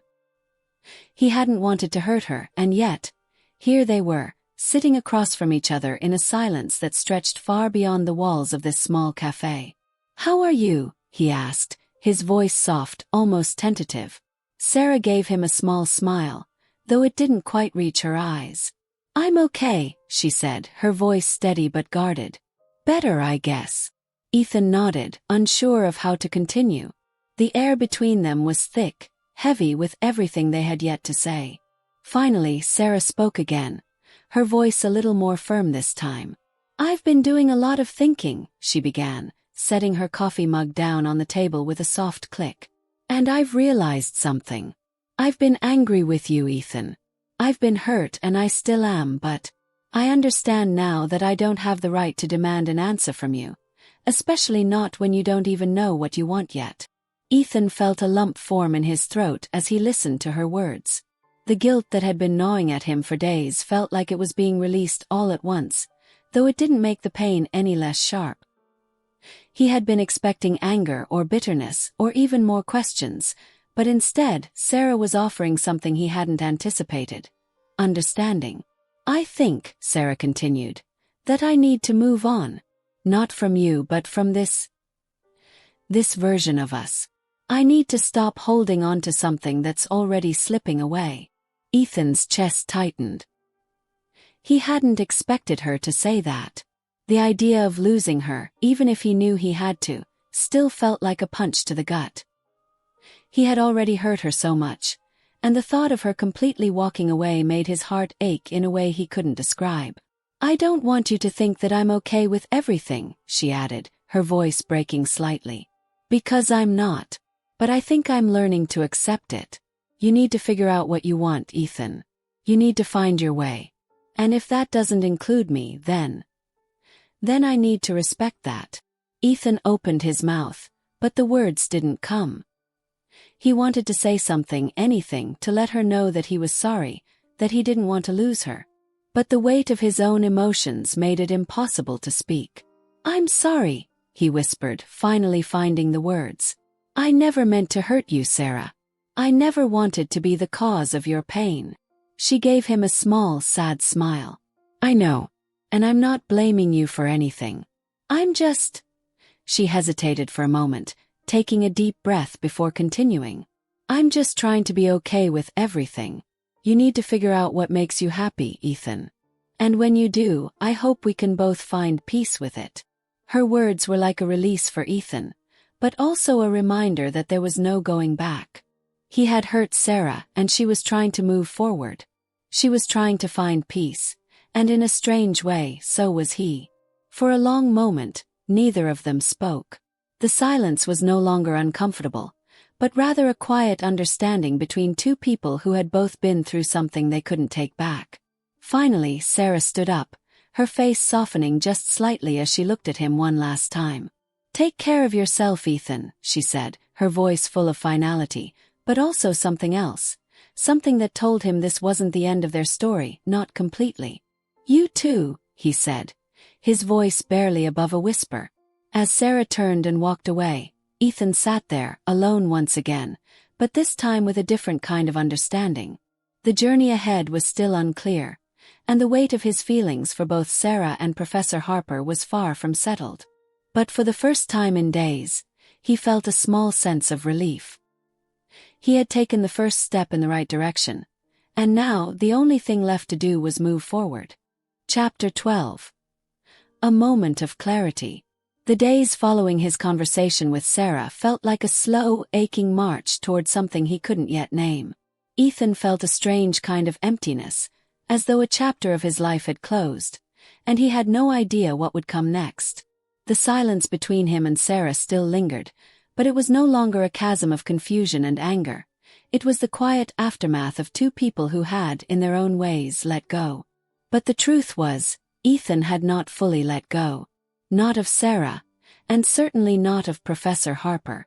The decision that had been weighing on him for weeks, the decision about what he wanted, where his heart truly lay, was still unresolved. He had to figure it out, not just for Sarah but for himself. He found himself avoiding her on campus. When he saw Professor Harper in passing, he would lower his head and pretend to be focused on something else, anything else. It was easier that way to keep the distance, to avoid confronting the mess that had become his emotions. But even as he tried to put space between them, there was a part of him that longed for the clarity she had once given him. And so, one afternoon, after a particularly grueling exam and with a mind exhausted from too much thinking, Ethan found himself standing outside Professor Harper's office once again. He had made the decision. It was time to confront the reality of what he was feeling.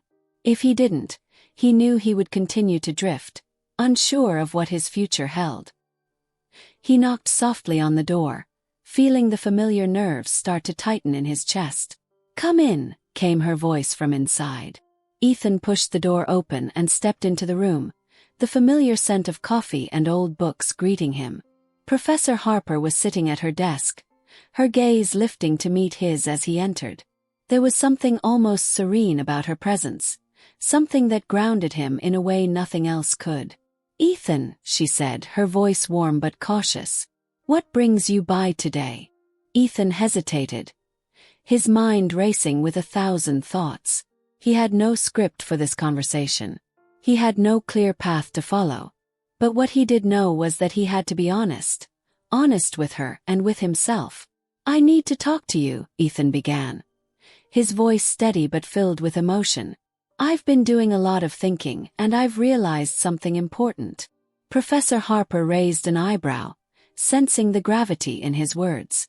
She set her pen down, giving him her full attention. "Go ahead. I'm listening." Ethan took a deep breath, then met her eyes, his heart pounding in his chest. "I've been avoiding the truth, and I've been avoiding you. But the truth is, I can't keep pretending that I don't care about you. I've been so confused trying to figure out where I stand between you and Sarah and just everything. But I can't run from it anymore. I've tried and I can't."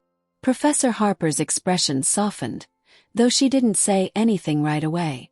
She simply watched him, waiting for him to continue. "I don't know what love is supposed to look like or what it's supposed to feel like.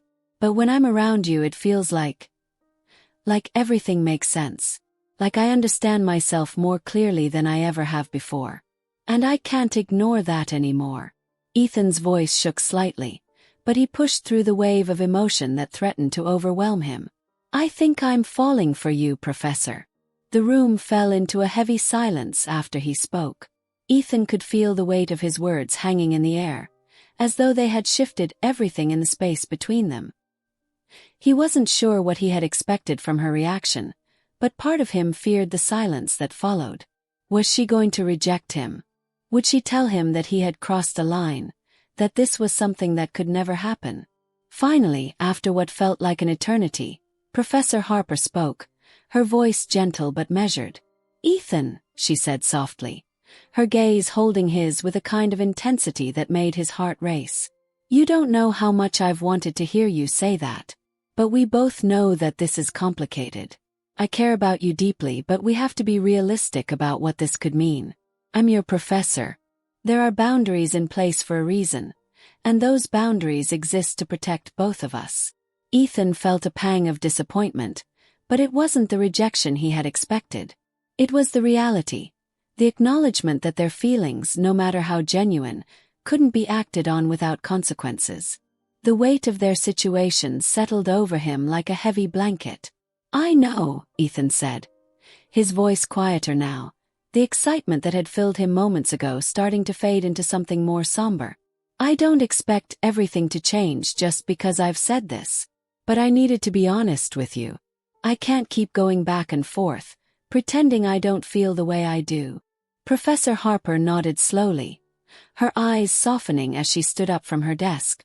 She walked over to where Ethan was standing, her movements deliberate, as though each step was weighed with meaning. When she reached him, she placed a hand on his shoulder, her touch light but grounding. "I appreciate your honesty, Ethan," she said, her voice tender. "I really do. But this isn't something we can just dive into. I need you to understand that.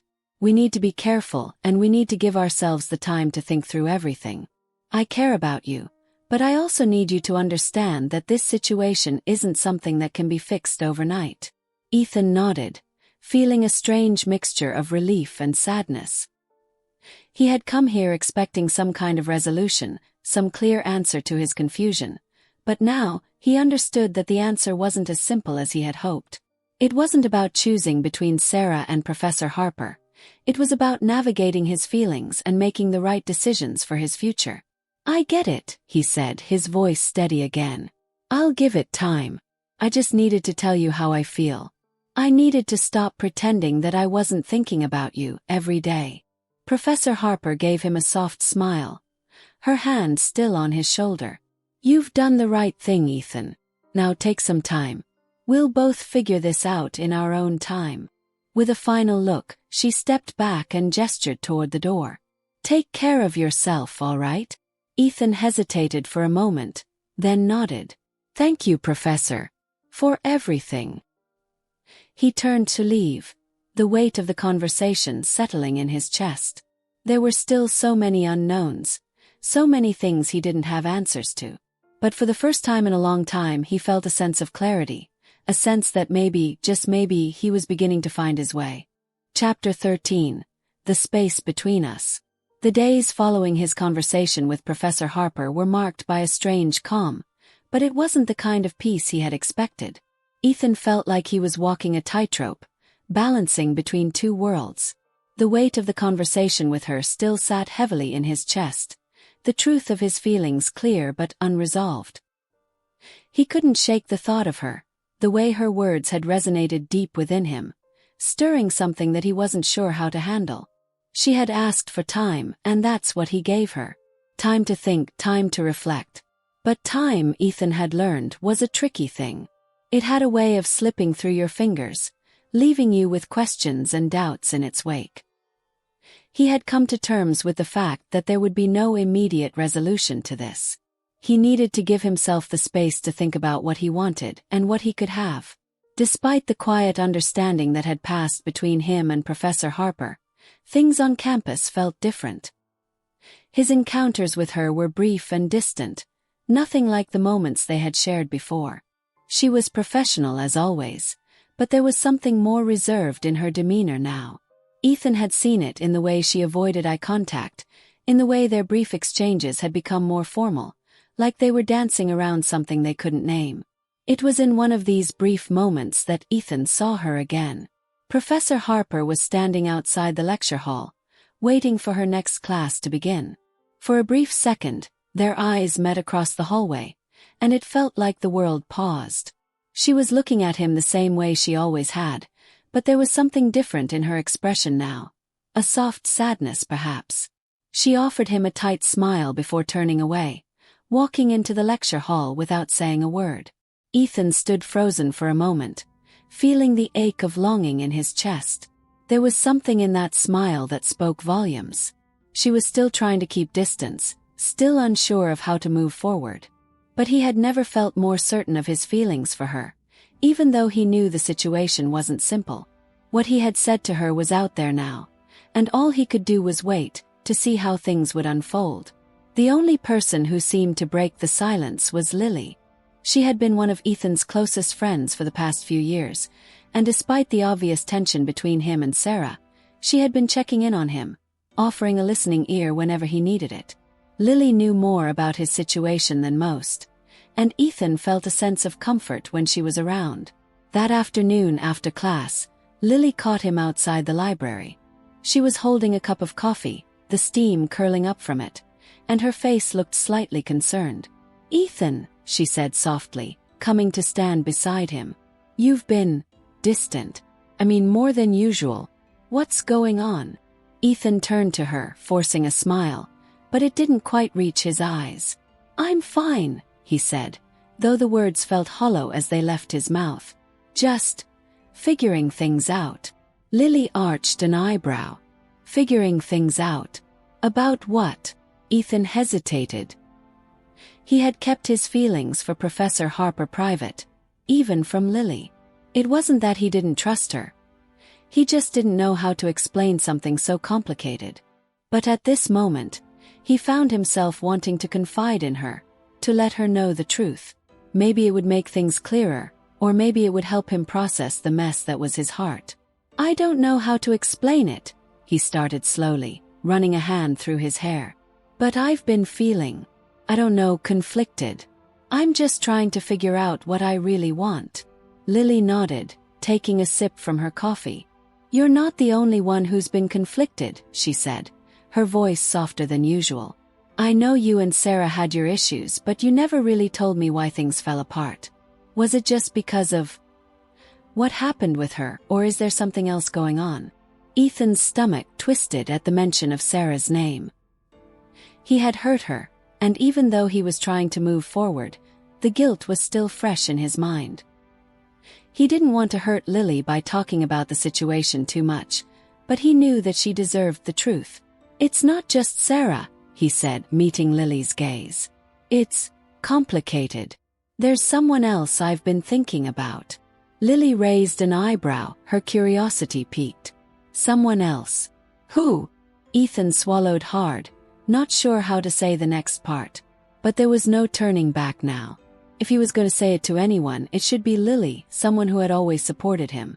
"Professor Harper," he said quietly, the words slipping from his mouth like a confession.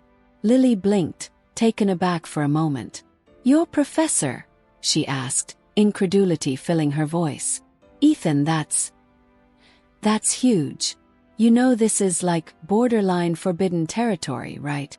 Ethan nodded, feeling a rush of emotions flood through him. "I know. Trust me, I know. But it's real. The way I feel about her. It's not something I can ignore. I don't know what to do with it. It's confusing. It's not like I can just act on it, but it's not something I can turn off either." Lily was silent for a long moment, her expression thoughtful. Finally she spoke again, her voice softer. "Look, Ethan, I'm not going to judge you for how you feel. But I think you need to be really careful. I know you think you know what you want, but you're still in a very complicated position. You have to think about the consequences of everything. How this could affect your future, your relationship with her, and even your own mental health. You have to ask yourself if it's worth risking everything for something that might never even come to fruition." Ethan nodded again, her words sinking in. He had been so focused on the intensity of his feelings that he hadn't fully considered the consequences. But Lily was right. He was walking a tightrope, and the fall could be more dangerous than he had ever imagined. "I'm not rushing into anything," Ethan said, his voice more sure this time. "I'm just trying to figure out what to do with these feelings. But I appreciate you listening. I didn't know how to say this to anyone." Lily smiled gently, placing a hand on his arm. "I'm here for you no matter what. Just take your time with this. You don't have to have all the answers right now." Ethan managed a small smile, feeling a little lighter after their conversation. For the first time in days he felt like he had some clarity. He had always been the type of person to dive into things headfirst, but Lily was right. This wasn't something he could rush. There was too much at stake. As he walked away from the library, Ethan felt like the world hadn't changed, but maybe, just maybe, he was beginning to understand what he needed to do next. The questions were still there, still clouding his mind, but for the first time in a long time he felt like he could navigate them one step at a time. Chapter 14. An unlikely confession. Ethan couldn't remember the last time he had felt so unsure of himself. For the past few weeks, he had been walking through a haze of confusion, caught between his emotions for Sarah, his growing feelings for Professor Harper, and the part of him that still wasn't sure who he truly was in all of this. It seemed as though every step he took led him deeper into uncertainty. But one thing was clear. The conversation with Lily had helped. For the first time in a long time, he felt like he had a moment of clarity. She was right. He couldn't rush into anything. He had to give himself the time to think, to understand the implications of his feelings for Professor Harper, and most importantly, to stop pretending that the answer to his confusion would come easily. It was a quiet evening when Ethan found himself walking across campus again, his mind swirling with everything he had learned. It had been a few days since his conversation with Lily, and things had started to settle, well, at least on the surface. The reality was, he was still torn, still weighed down by the situation that had been left in his wake. He had decided to take some time off from seeing Sarah. She had made it clear that she needed space, and he needed to respect that. But the guilt of what he had done to her never fully left. He hadn't expected to hurt her, but he had, and no matter what path he chose moving forward, the emotional aftermath of that decision lingered. It was hard not to think about how things might have been different if he hadn't been so confused in the first place.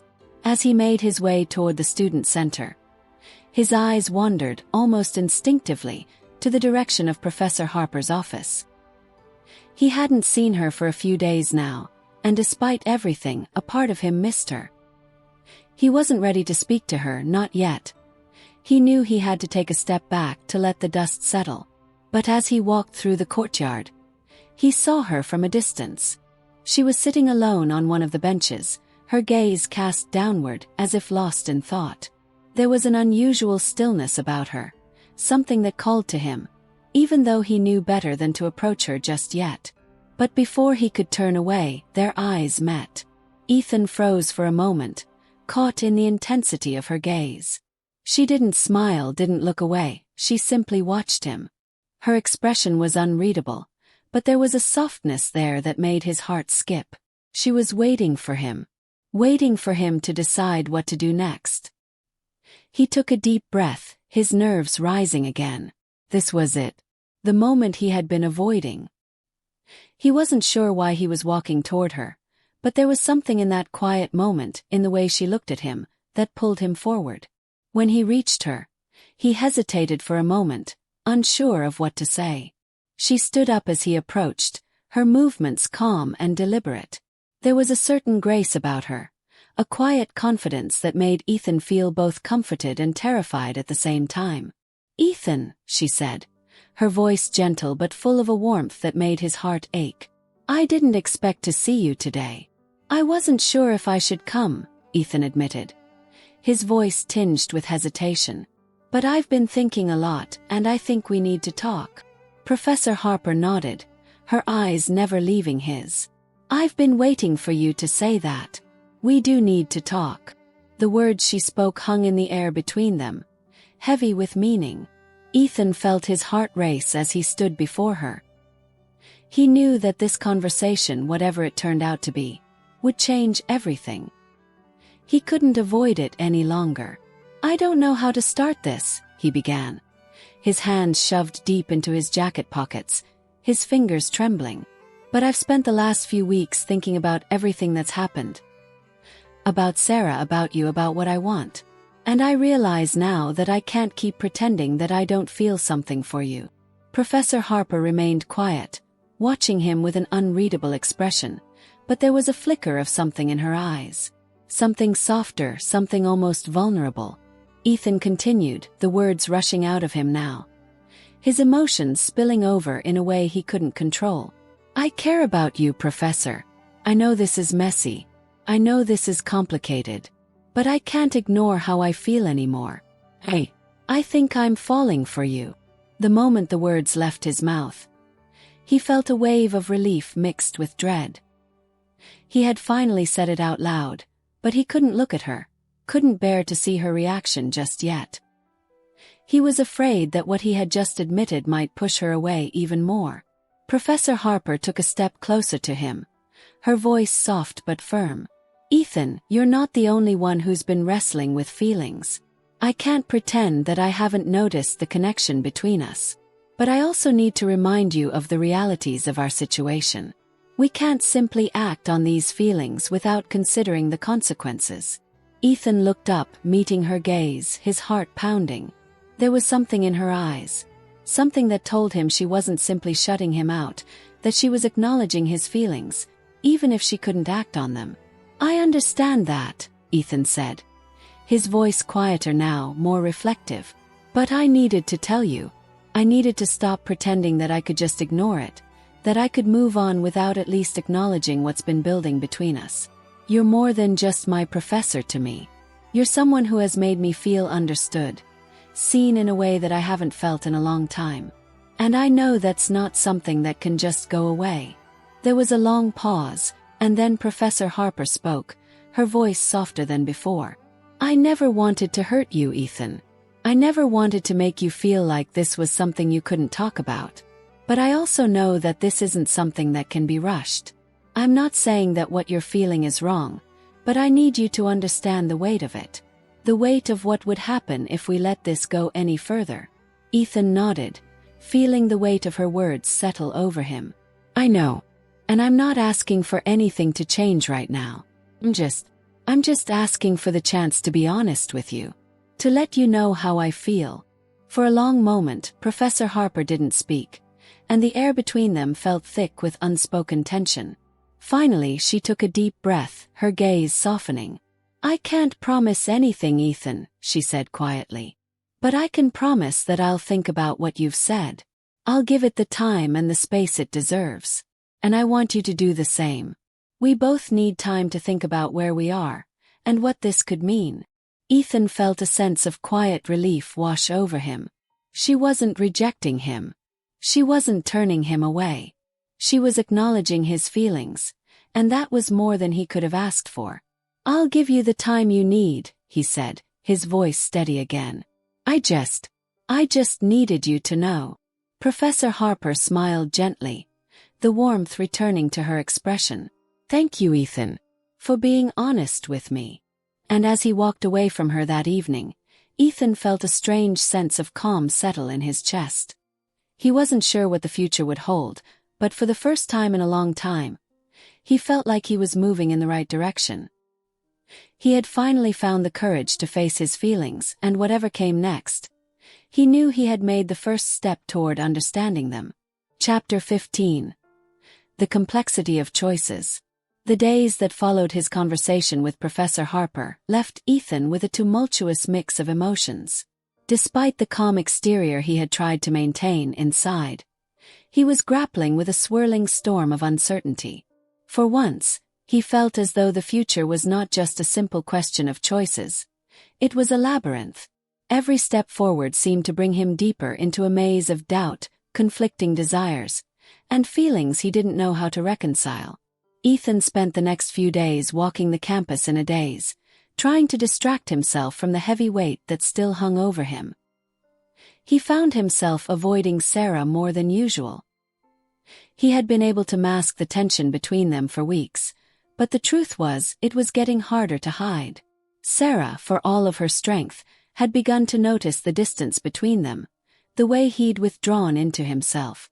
She would ask questions, trying to read him, but Ethan always dodged them. He couldn't face her without feeling the shame of the unspoken words hanging in the air. But it wasn't just Sarah who was on his mind.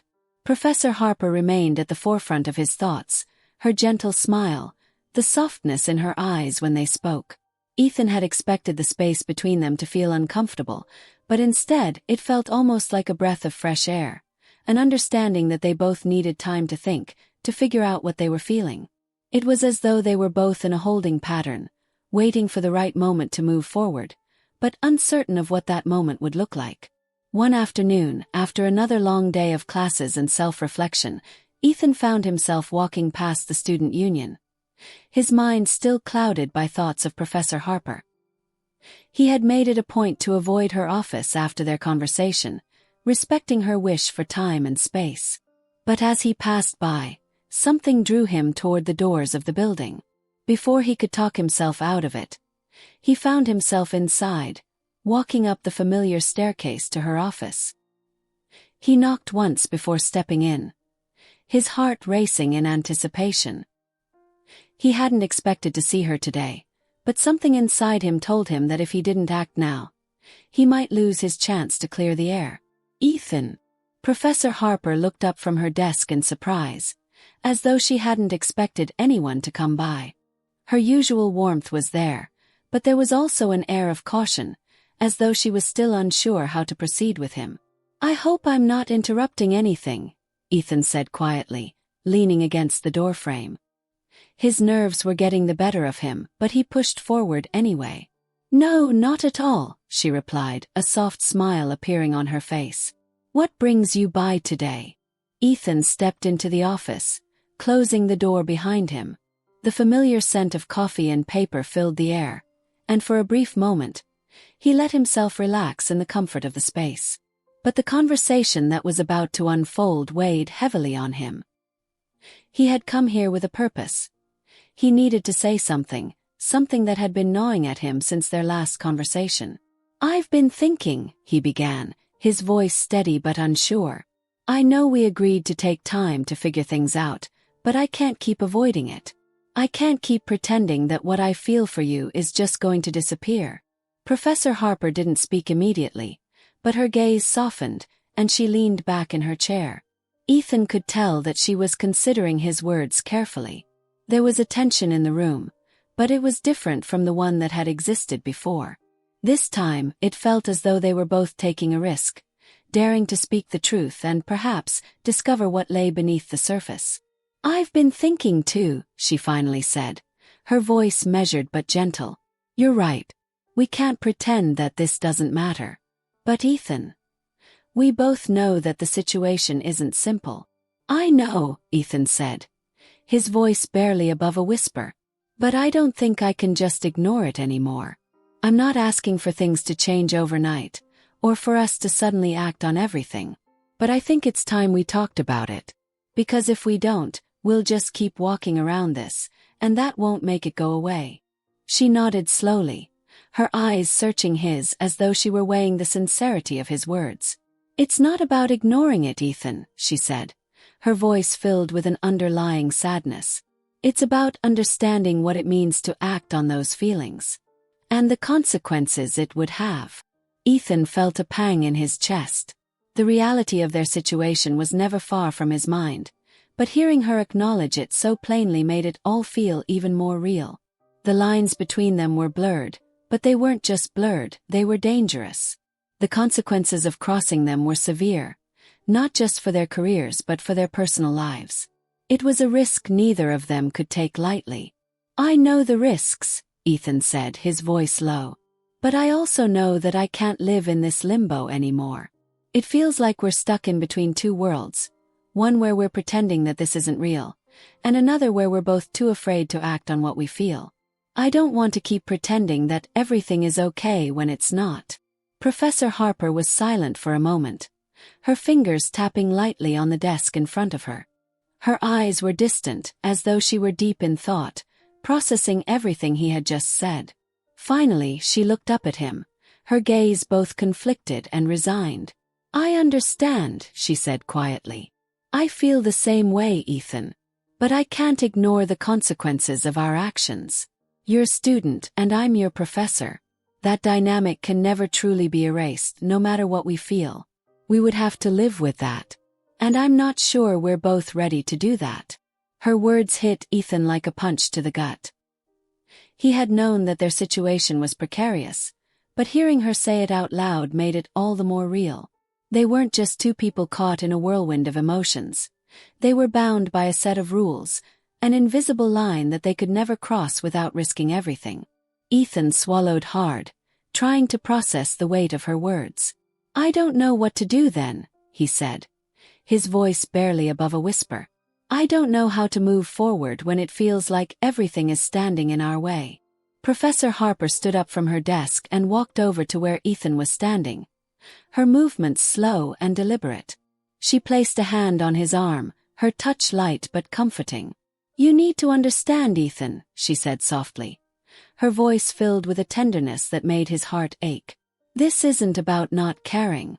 This is about making sure we're making the right choices for ourselves, for our futures. And sometimes that means stepping away from something we want, even if it hurts." Ethan nodded, the weight of her words settling on him. He didn't want to step away, but deep down, he knew that they had no choice. Sometimes, love wasn't enough to erase the barriers between two people. And sometimes the right thing to do was to walk away, no matter how much it hurt. They stood there in silence for a long while, neither of them sure of what to say next. The space between them felt vast, yet filled with unspoken understanding. It was a complicated thing, love, a thing that couldn't be reduced to simple choices. And for Ethan, that truth was becoming clearer with each passing day. "I'll give you the space to think," he said quietly, breaking the silence. "I understand what you're saying. And I don't want to put you in a position where you feel like you have to make a decision before you're ready." Professor Harper smiled softly, her eyes meeting his one last time. "Thank you, Ethan, for understanding." As he turned to leave, Ethan couldn't help but feel a sense of finality hanging in the air. They weren't saying goodbye, not yet anyway. But something had shifted. And in that shift, he knew things would never be the same again. Chapter 16. The Weight of Silence. Ethan woke up the next morning with the same weight in his chest that had become a constant companion. It was the kind of weight that didn't show on the outside but sat heavy inside, like a rock lodged deep within. His thoughts were still swirling from the conversation he'd had with Professor Harper, replaying each word she'd said, each moment that passed between them in that office.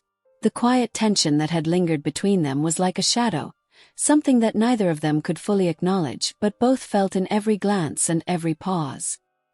His phone buzzed on the nightstand, snapping him out of his thoughts.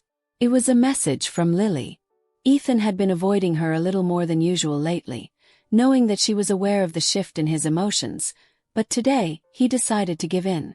He needed someone to talk to, someone who understood. "Lily. Hey, you doing okay? Haven't seen you around much lately. If you want to grab coffee or just talk, I'm here." Ethan smiled to himself. Lily had always been there for him, ready to lend an ear without judgment. She had been the one to push him to speak honestly with himself, and now, he felt like he could do the same with her. "Ethan, I'm alright, just thinking about a lot of things. Coffee sounds good." He didn't have to wait long for her reply. "Lily, great. Meet me in 30 minutes. Same place as usual." He agreed quickly, tossing his phone aside as he got up from the bed. Today, he was going to try to shake the fog of indecision and at least start moving forward, whether that meant accepting the reality of his situation or confronting it head-on. Either way, it was time to stop letting the uncertainty control him. By the time Ethan met Lily at their usual spot in the campus cafe, he was already starting to feel the weight lifting, just a little. There was something about Lily's presence that had always made him feel lighter, like he could talk through the mess in his head and at least leave with a sense of clarity, even if it was just temporary. Lily was sitting at their table by the window, a cup of coffee in front of her, eyes scanning through a textbook. She looked up and smiled when she saw him. "Finally a human," she teased. "You've been a ghost lately." "Yeah, I know," Ethan replied, dropping into the chair across from her. He ran a hand through his hair, sighing. "There's just a lot going on." Lily raised an eyebrow, leaning in. "Do you want to talk about it? Or are we going to have another round of I'm fine?" Ethan chuckled, the sound a little bitter. "I guess I'm tired of saying I'm fine." Lily took a sip of her coffee, her expression softening. "Then let's talk. What's on your mind?" Ethan hesitated for a moment, unsure of where to start. It had been a while since he had been this vulnerable with anyone, especially Lily. But he knew he had to get it out. He couldn't keep holding it all inside. "I saw Professor Harper yesterday," he started slowly. "We talked again. I don't know. I thought I could handle everything, but I'm not sure I can. It's just so complicated." Lily's eyes softened with understanding. She set her coffee cup down and folded her hands in front of her. "You've mentioned her before. The professor, right?" "Yeah," Ethan said, running a hand over his face. "I care about her, Lily. I'm not sure how it happened or when it happened, but I do. And now it feels like I'm stuck in the middle of something that I can't even fully explain. It's not just a crush, it's more than that." But it's so wrong, you know. Lily leaned back in her chair, chewing her lip thoughtfully. I can't pretend to know what it's like, Ethan. But I think I understand how intense feelings can be, even when they don't make sense. But you're right. It's complicated. The whole student-professor thing, the power dynamics, the consequences. It's a mess. And I think that's why you've been so torn up. You're not just wrestling with your emotions. You're wrestling with what it could cost you. Ethan nodded, his chest tight. Exactly. I don't know how to navigate this. We agreed to give it space, but that space is killing me. Every time I see her, every time I think about her, I don't know what I'm supposed to do with it. I've never felt anything like this before. Lily was silent for a moment, her gaze never leaving him. Finally, she spoke softly, her words measured but gentle. Ethan, you can't ignore what you're feeling. But you also can't let it consume you. You're at a crossroads right now, and it's one of those moments where you have to decide what's more important. Your future and what you're willing to sacrifice for it, or something that feels like it could change everything, even if it means walking into unknown, dangerous territory. Ethan looked down at his coffee, feeling the weight of her words settle over him. The future was always so uncertain, so unpredictable, but he had always tried to think in terms of the next step. What would get him closer to his goals, what would help him grow? But this was different. This wasn't something he could map out or plan for. I don't want to lose everything I've worked for, he said quietly, his voice thick with emotion. But at the same time, I can't keep pretending I don't feel this way. It feels like I'm stuck in this weird limbo, like no matter what I do, I'm going to lose something. Lily reached across the table, placing her hand on his. The gesture was simple, but it grounded him in a way he didn't expect. Look, Ethan. Whatever happens with Professor Harper, you have to remember that your value isn't tied to one person or one relationship. You have a lot to offer. Your future, your work, everything you've been building. And if things with her don't work out, that doesn't define you. You can still move forward. You'll still have a future. But you need to figure out what you want to do, and what's going to make you happy. Even if it's hard. Ethan nodded, her words soothing but also sobering. He had known deep down that he needed to focus on his future, on the things that mattered beyond the chaos of his emotions. But the pull of his feelings for Professor Harper was so strong, so overwhelming, that it made everything else seem secondary. The idea of walking away from it all was painful, but it was also the only option if he truly wanted to move forward with his life. I guess I just don't know how to let go, he admitted. And I don't want to hurt her either. But I think I need to make a choice. Lily gave him a soft smile, her eyes filled with quiet support. That's all anyone can do, Ethan. Make a choice. And then live with it. You're not alone in this, though. Whatever you choose, I've got your back. Ethan let out a breath he didn't realize he'd been holding. The weight still pressed down on him. But for the first time in weeks, he felt a little lighter. He wasn't sure what he would do next, but at least now he had a sense of direction. And with Lily by his side, he felt like maybe, just maybe, he could make it through the uncertainty. Chapter 17, The Crossroads. The week that followed the conversation with Lily felt like a blur. Ethan had been struggling to focus in his classes, his mind constantly drifting back to the quiet moments he'd shared with Professor Harper. Every time he walked through campus, it seemed as though his thoughts were following him, trailing him like an invisible weight. It was hard to escape the grip of his emotions. Every glance, every quiet interaction with the professor he admired only served to remind him of the complexity of their situation. But he had made a decision. At least he thought he had. He would give himself time. Time to reflect, time to think. He would let the feelings settle, try to get some perspective. But as the days dragged on, Ethan couldn't help but feel like time wasn't on his side. The distance between him and Sarah was growing, and he knew it wasn't just because of his feelings for Professor Harper. He had been distant for a while, avoiding conversations that required him to confront the truth. And that truth was starting to feel like a heavy chain around his neck. He sat in the student center one afternoon, nursing a coffee that had long since gone cold. The other students around him were absorbed in their own worlds, chatting, typing on their laptops, huddled together for group projects. But Ethan felt out of place. The laughter, the bustle of voices, the constant movement all felt distant.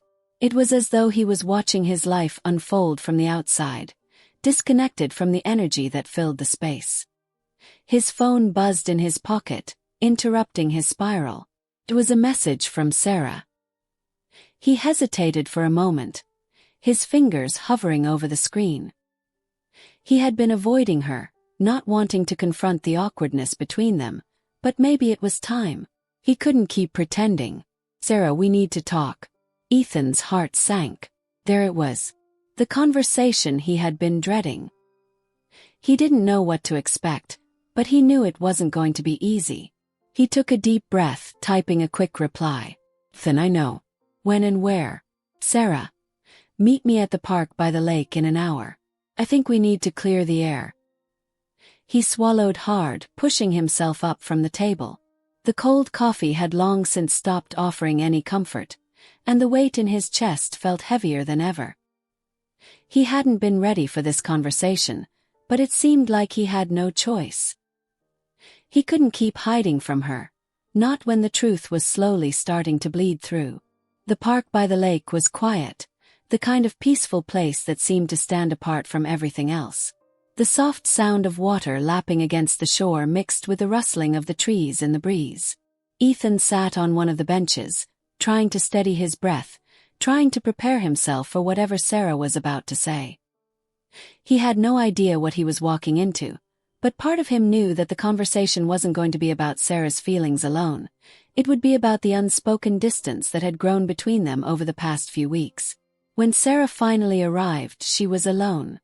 Her usual confidence was tempered with an air of caution, as though she wasn't entirely sure how this conversation was going to unfold either. She sat down beside Ethan, her eyes avoiding his for a moment, as though gathering her thoughts. "I've been thinking about us," Sarah said softly, her voice filled with a quiet seriousness that made Ethan's heart pound. "A lot. And I feel like things have been off between us. For a while now." Ethan nodded, unsure of how to respond. The tension between them was palpable. He had known this was coming, but hearing it from Sarah's lips made it all the more real.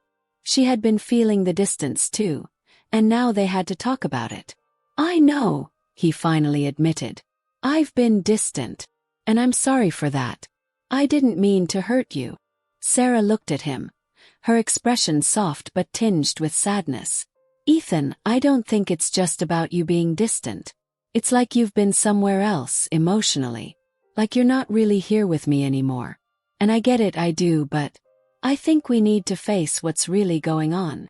Ethan looked down at his hands, his mind spinning with 1,000 different thoughts. He wanted to tell her the truth, to tell her everything, but the words felt caught in his throat. How could he explain the depth of his feelings for Professor Harper without hurting Sarah? How could he make sense of it when it didn't even make sense to him? "I'm not sure what's going on with me either," he finally said, his voice quieter now. "But I think I've been avoiding the truth, avoiding you and avoiding myself. I haven't been fair to you." Sarah's face softened, but there was still a sadness in her eyes. "Is there someone else?" she asked, her voice barely above a whisper. Ethan felt his heart drop. The words she had just said seemed to hang in the air, heavier than anything he could have prepared for. He wasn't sure how to answer. The truth was, yes, there was someone else, but that wasn't the whole story. The complexity of what he was feeling made it impossible to give her an answer that wouldn't hurt. I think I'm not in the right place to be with anyone right now," he said, choosing his words carefully. "I've been confused, and I don't want to drag you into something that isn't fair to you. You deserve someone who can give you everything, and I can't do that right now." For a long moment, Sarah was silent, her gaze distant as she processed his words. Then she exhaled slowly, nodding as though she had expected this. "I think I knew that deep down," she said quietly. "It's like I could feel it, even if you weren't saying it out loud." Ethan's chest tightened. "I never meant to hurt you, Sarah. Care about you. Really do. But right now, I need to figure things out for myself." She nodded again, a soft smile tugging at the corners of her lips, though it didn't reach her eyes. "I get it, Ethan. Really do. And I want you to figure things out, but you need to do it on your own. I think it's best if we take a step back from each other." The words stung, but Ethan knew they were true. He had already taken that step back in a way. The distance had grown between them, and though they had tried to ignore it, it was too big to brush aside. The silence had grown louder than anything they could say to each other. "I think that's the right thing to do," Ethan said quietly, his voice filled with a mixture of relief and guilt. "I don't want to hurt you more, and I don't want to hurt myself by pretending everything is okay when it's not." Sarah stood up, brushing off her jeans as she offered him a final, fleeting smile. "I hope you figure it out, Ethan. And when you do, I hope you find what you're looking for. Just don't forget that you deserve to be happy, too." Ethan watched her walk away, feeling a sense of finality in the air. It was over, at least for now. But there was no real sense of closure. Not yet. Not until he figured out what he really wanted, who he was, and what kind of future he was going to create for himself. As he sat there by the lake, the cool breeze stirring the leaves around him, Ethan realized that the hardest part wasn't admitting the truth to Sarah, it was admitting the truth to himself. He wasn't sure what the future held, but one thing was certain. He had reached a crossroads.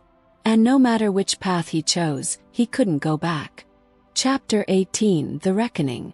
The week following his conversation with Sarah had felt like an emotional whirlwind. Ethan knew that the choice to step away from his relationship with Sarah was the right one, but that didn't make it any easier. There was a strange void now, a space between him and everything that had been familiar. The laughter, the late-night study sessions, the comfort of having someone close who understood him. But there was also a sense of relief, an unsettling peace, as if he had finally taken a breath after holding it in for too long. However, even as Sarah and he had parted ways, Ethan still couldn't shake the feeling that he was far from resolving everything. His mind had returned to Professor Harper again and again, as it had in the quiet moments when he tried to focus on other things. It had been a week since they'd last spoken, a week that felt both too short and too long. And even though he had been careful to give her the space she asked for, he knew that the pull between them hadn't diminished. It was as if their worlds had collided, and no matter how much time he spent trying to avoid it, they were still orbiting each other, caught in a gravitational pull neither of them could ignore. Ethan was sitting in the library, staring at his textbooks but unable to concentrate. He couldn't remember the last time he had felt so distracted by his thoughts. The weight of his emotions, of guilt, of longing, of confusion, seemed to fill his chest. It was as though he was walking a tightrope between two realities, one in which he moved forward with his life, trying to rebuild what had been lost, and one where he could not help but imagine the possibilities with Professor Harper. His phone buzzed, pulling him from his spiraling thoughts. It was a message from Lily. "Lily, want to grab dinner later? I think you could use a distraction." Ethan's first instinct was to say no, to tell her that he was too overwhelmed, that he couldn't stop thinking about everything that had happened. But something inside him pushed him to reply differently. Maybe a distraction was exactly what he needed. "Ethan, actually, yeah, that sounds good. Let's meet at 7. Lily, perfect. I'll see you then." When the time came, Ethan found himself walking across campus toward the restaurant where he and Lily had agreed to meet.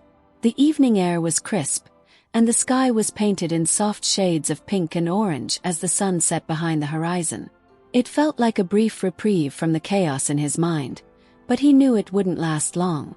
No matter how much he wanted to push it aside, the truth about his feelings for Professor Harper was something that couldn't be ignored forever.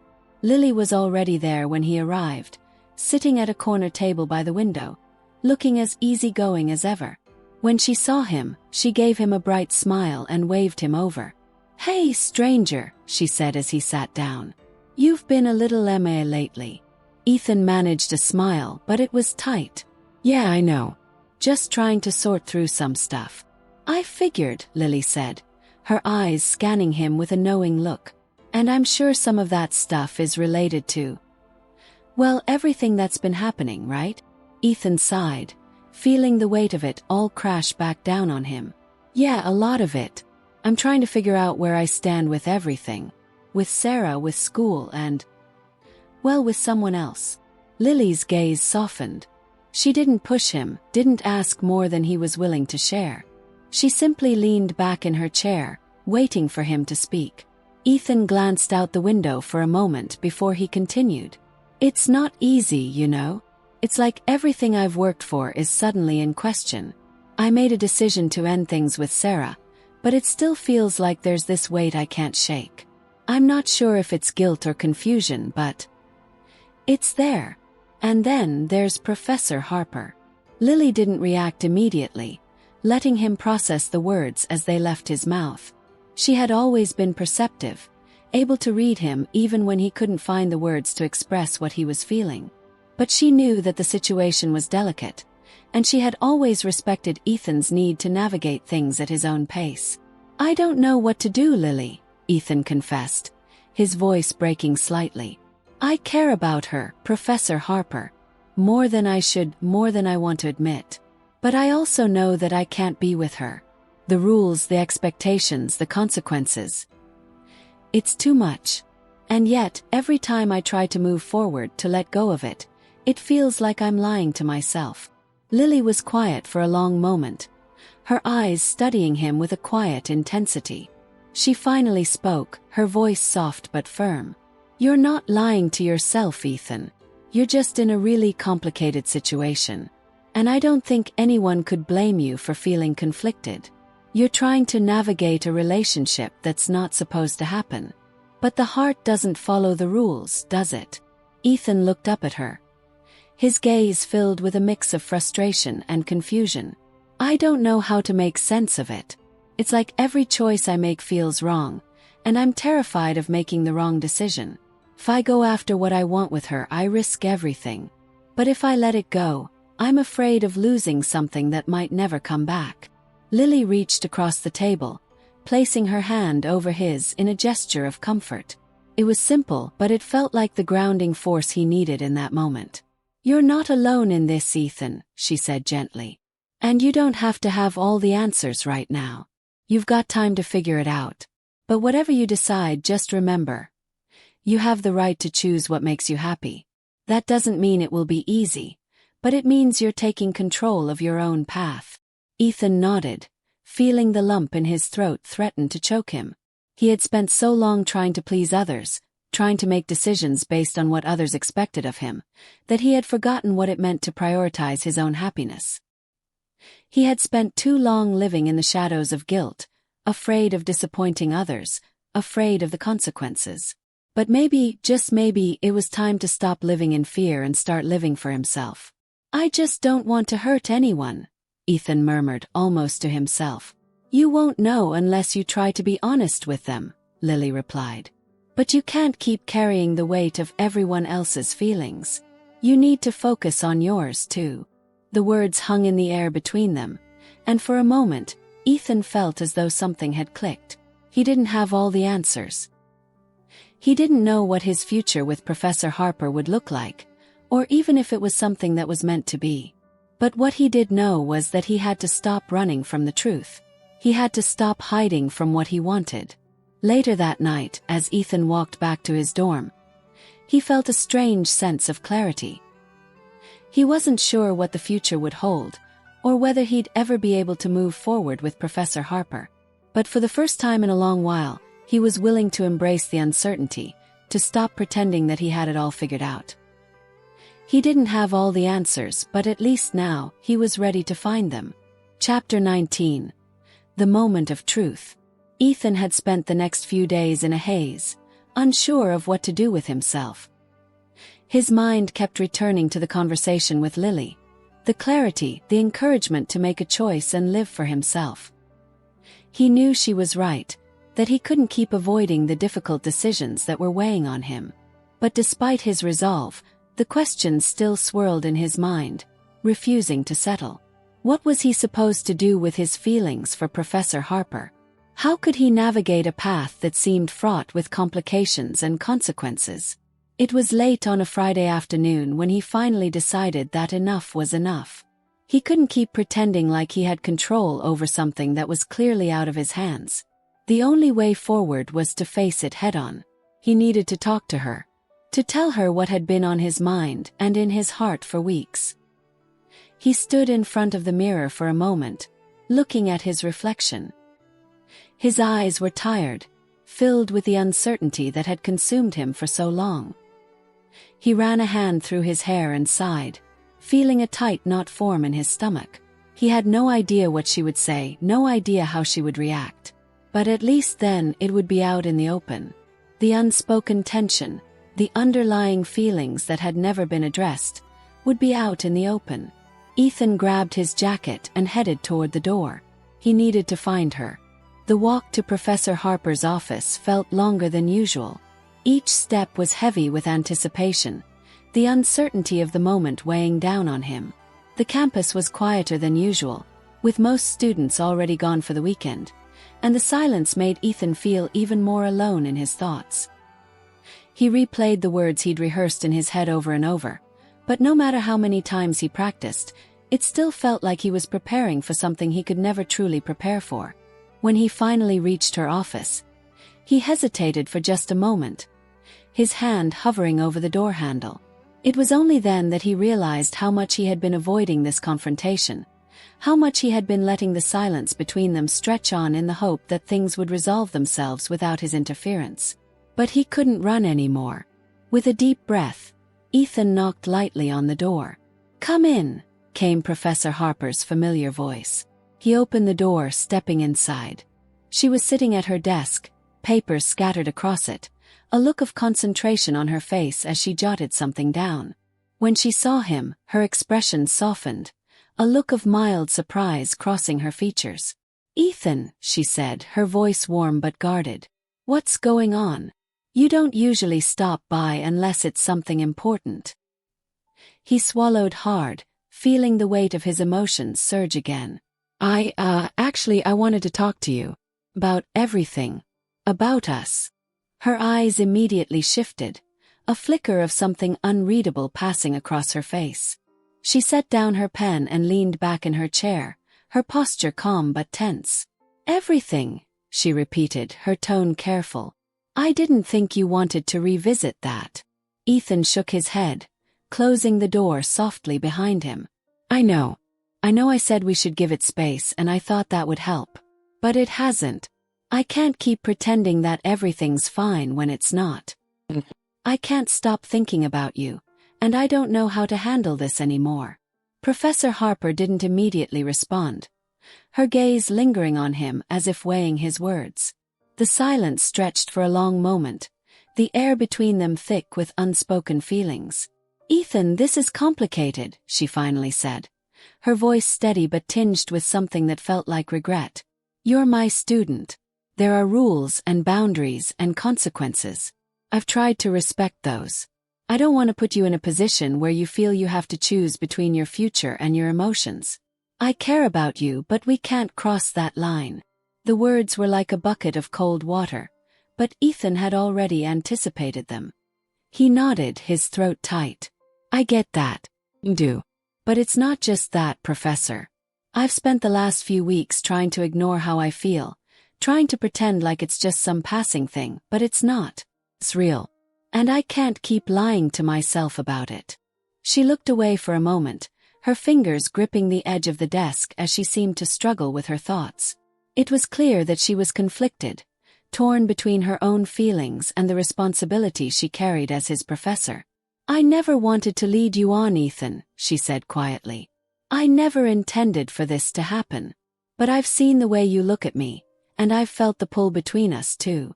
But that doesn't change the reality of the situation. I'm not just your professor. I'm someone who has to make the right choices, even when it feels like the hardest thing to do." Ethan took a step closer, his heart racing. "I'm not asking you to make any decisions for me. I'm asking you to be honest with me. With us. I can't keep pretending that everything is okay, that I'm okay when I'm not. I don't know what comes next, but I can't keep walking around like this, like nothing is happening between us." For a moment, there was only silence between them, both of them locked in a quiet, intense moment of realization. The weight of what they were discussing, the depth of their feelings, the risk of it all, hung in the air like a storm waiting to break. Ethan could feel the tension building, but he refused to look away, refused to let the moment slip away without confronting it fully. Finally, Professor Harper spoke, her voice barely above a whisper. "You're right. We can't keep pretending. But this is bigger than us, Ethan. It's bigger than what either of us wants. The consequences of what we feel, if we act on it, will be devastating. It will change everything for both of us." Ethan took another step forward, his voice raw with emotion. "I'm willing to face whatever consequences come with it. I know this isn't easy. I know it's not what we should want. But I'm not asking for us to be together right now. I just need to know where you stand. I need to know if I'm the only one who's feeling this." Her eyes softened, and for the first time, Ethan saw a vulnerability in her that she had been carefully hiding. She stood up from her desk and walked to the window, looking out at the campus below, her back to him. She took a long breath, as if steeling herself for something she didn't want to face. "You're not alone in this, Ethan," she said quietly, almost to herself. "But I can't make promises. Not yet. I don't know what the right choice is. But I do know this: I care about you. More than I should. More than I've allowed myself to admit. And that's why this is so hard." Ethan's heart thudded in his chest. He had his answer. Not a clear one, but enough to know that what they shared wasn't one-sided. It wasn't just his feelings pulling him forward. But there was still so much uncertainty ahead. So many barriers. So much at risk. "I don't expect you to have all the answers right now," Ethan said softly, taking a step back. "But at least now, I know I'm not alone in this. And that gives me something to hold on to." Ethan nodded, his throat tight. "I understand. But I'm not walking away from this. I can't." They stood there for a long moment, two people standing on the edge of a precipice, unsure of where the next step would lead but knowing they couldn't go back. Chapter 20. The Uncharted Path. The days that followed felt like a blur. Ethan couldn't quite shake the conversation with Professor Harper from his mind. There was still so much uncertainty, so many unanswered questions. He had never felt more alive but also more fragile. Every look they shared, every moment of silence between them, felt heavy with meaning, and every time their paths crossed on campus, there was an unspoken tension that lingered in the air like a storm cloud waiting to break. Despite all of this, the distance between them began to shrink in small, subtle ways. After that conversation they had agreed, unspoken but understood, that they needed to take things slowly. They couldn't act recklessly, not with everything at stake. But there was something undeniable between them, and every time their eyes met, it felt like the world around them ceased to exist. Ethan spent the next few weeks in a state of restless anticipation. He continued his classes, did his assignments, tried to live a normal life. But there was always this undercurrent of something more, something he couldn't quite define but couldn't ignore. When he saw Professor Harper in passing, there was a quiet acknowledgement between them, a subtle connection that neither of them dared to vocalize. It was as if they were both waiting for the right moment, waiting for something to change, waiting for the world to give them permission to take the next step. And then, one rainy afternoon, when the campus was quieter than usual, Ethan found himself walking toward the familiar office building. The air was thick with a scent of wet pavement, and the sky above was a muted gray, casting a soft, melancholic light over the campus. He wasn't sure what he was hoping for, but he knew that today something had to change. When he reached Professor Harper's office, he knocked lightly on the door, his heart hammering in his chest. The moment she called for him to enter, he stepped inside, as nervous as he had been the first time they spoke so many weeks ago. She was sitting at her desk, the papers in front of her, but when she looked up, her face softened. She gestured for him to take a seat. "Ethan," she said, her voice quiet but warm. "What's on your mind?" Ethan hesitated for a moment before answering. The words had been swirling in his head for days, but now that he was here, they felt more real than ever. He took a deep breath and spoke with a conviction that had been building inside of him for so long. I can't keep waiting for things to be perfect. We both know that nothing's going to change if we keep living in this limbo. We can't keep pretending like we're not feeling this. Whatever it is between us, I'm not asking for everything right now. I just need to know if there's a chance, even a small one, that we can figure this out. That we can make something real out of this. Her eyes searched his face, as though trying to find the sincerity in his words, as though she needed to know for herself if this was really what he wanted.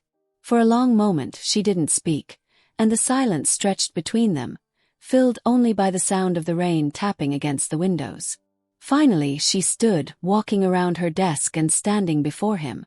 The distance between them, once insurmountable, now felt smaller, as though they were finally meeting on the same ground. She looked down at him, her expression filled with something soft and uncertain. I've been thinking about this too, Ethan, she said, her voice low, almost hesitant. The reality is that I care about you too. More than I should. But there's so much at stake here. The risks, the consequences, they're real. And I can't promise you anything, not yet. But what I can promise is that I'll give this a chance. I'll give us a chance. Ethan's heart skipped a beat. He couldn't quite believe what he was hearing. She was willing to take the risk, to step into the unknown with him. It wasn't perfect. It wasn't without complications. But it was something. It was real. I don't need promises, Professor, he said. His voice filled with a mixture of relief and excitement. I just need you to be with me in this. To see where it takes us. She nodded slowly, the faintest smile tugging at the corner of her lips. Then let's take it one step at a time. And so they did. The weeks that followed were filled with quiet moments. Those moments when their eyes would meet across a classroom, when their hands brushed ever so slightly as they exchanged papers, when they shared the briefest of smiles that only the two of them understood. It wasn't easy. They still had to navigate the complexities of their roles, the judgments of others, the fear of what might happen if anyone found out. But they both knew deep down that there was something worth fighting for. As the semester wore on, Ethan and Professor Harper's connection only deepened. They found ways to be together in small, hidden pockets of time, savoring each moment without rushing ahead. And though the future remained uncertain, one thing was clear. They had crossed a line, one that would change them forever. But for the first time, Ethan felt a sense of peace. He wasn't waiting anymore. He wasn't lost in confusion. He had chosen his path, chosen his truth. And with that choice came the understanding that even though they were living in a world full of rules and restrictions, love, true love, was always worth the risk. And in that, he had found something worth fighting for. Something that, for once, didn't feel like a dream but a future. Epilogue. A new beginning. Months later, as Ethan sat in his favorite spot on the campus lawn, looking out at the vibrant trees beginning to change color, he thought back on everything that had happened. He had learned so much over the course of that semester, not just about love and desire but about courage. The courage to take risks, to make difficult choices, and to stand by those choices even when the road ahead was unclear. He was no longer just the student in her class. He wasn't the boy tangled in a web of uncertainty and guilt. He was someone who had finally accepted his feelings and had taken the leap, even when the ground beneath him felt unsteady. And in doing so, he had found not just love, but a deeper understanding of himself and what he truly wanted out of life. Professor Harper, too, had changed. She was still his professor, still someone who carried the weight of responsibility in everything she did, but she was also someone who had taken the risk to live outside the boundaries, to choose happiness in a world that often made such choices difficult. The future, as always, was uncertain. But for the first time, Ethan was okay with that. Because in the end, he knew that life was never about having all the answers. It was about taking the leap, trusting in the journey, and finding someone who was willing to take it with you. And in Professor Harper, he had found that person.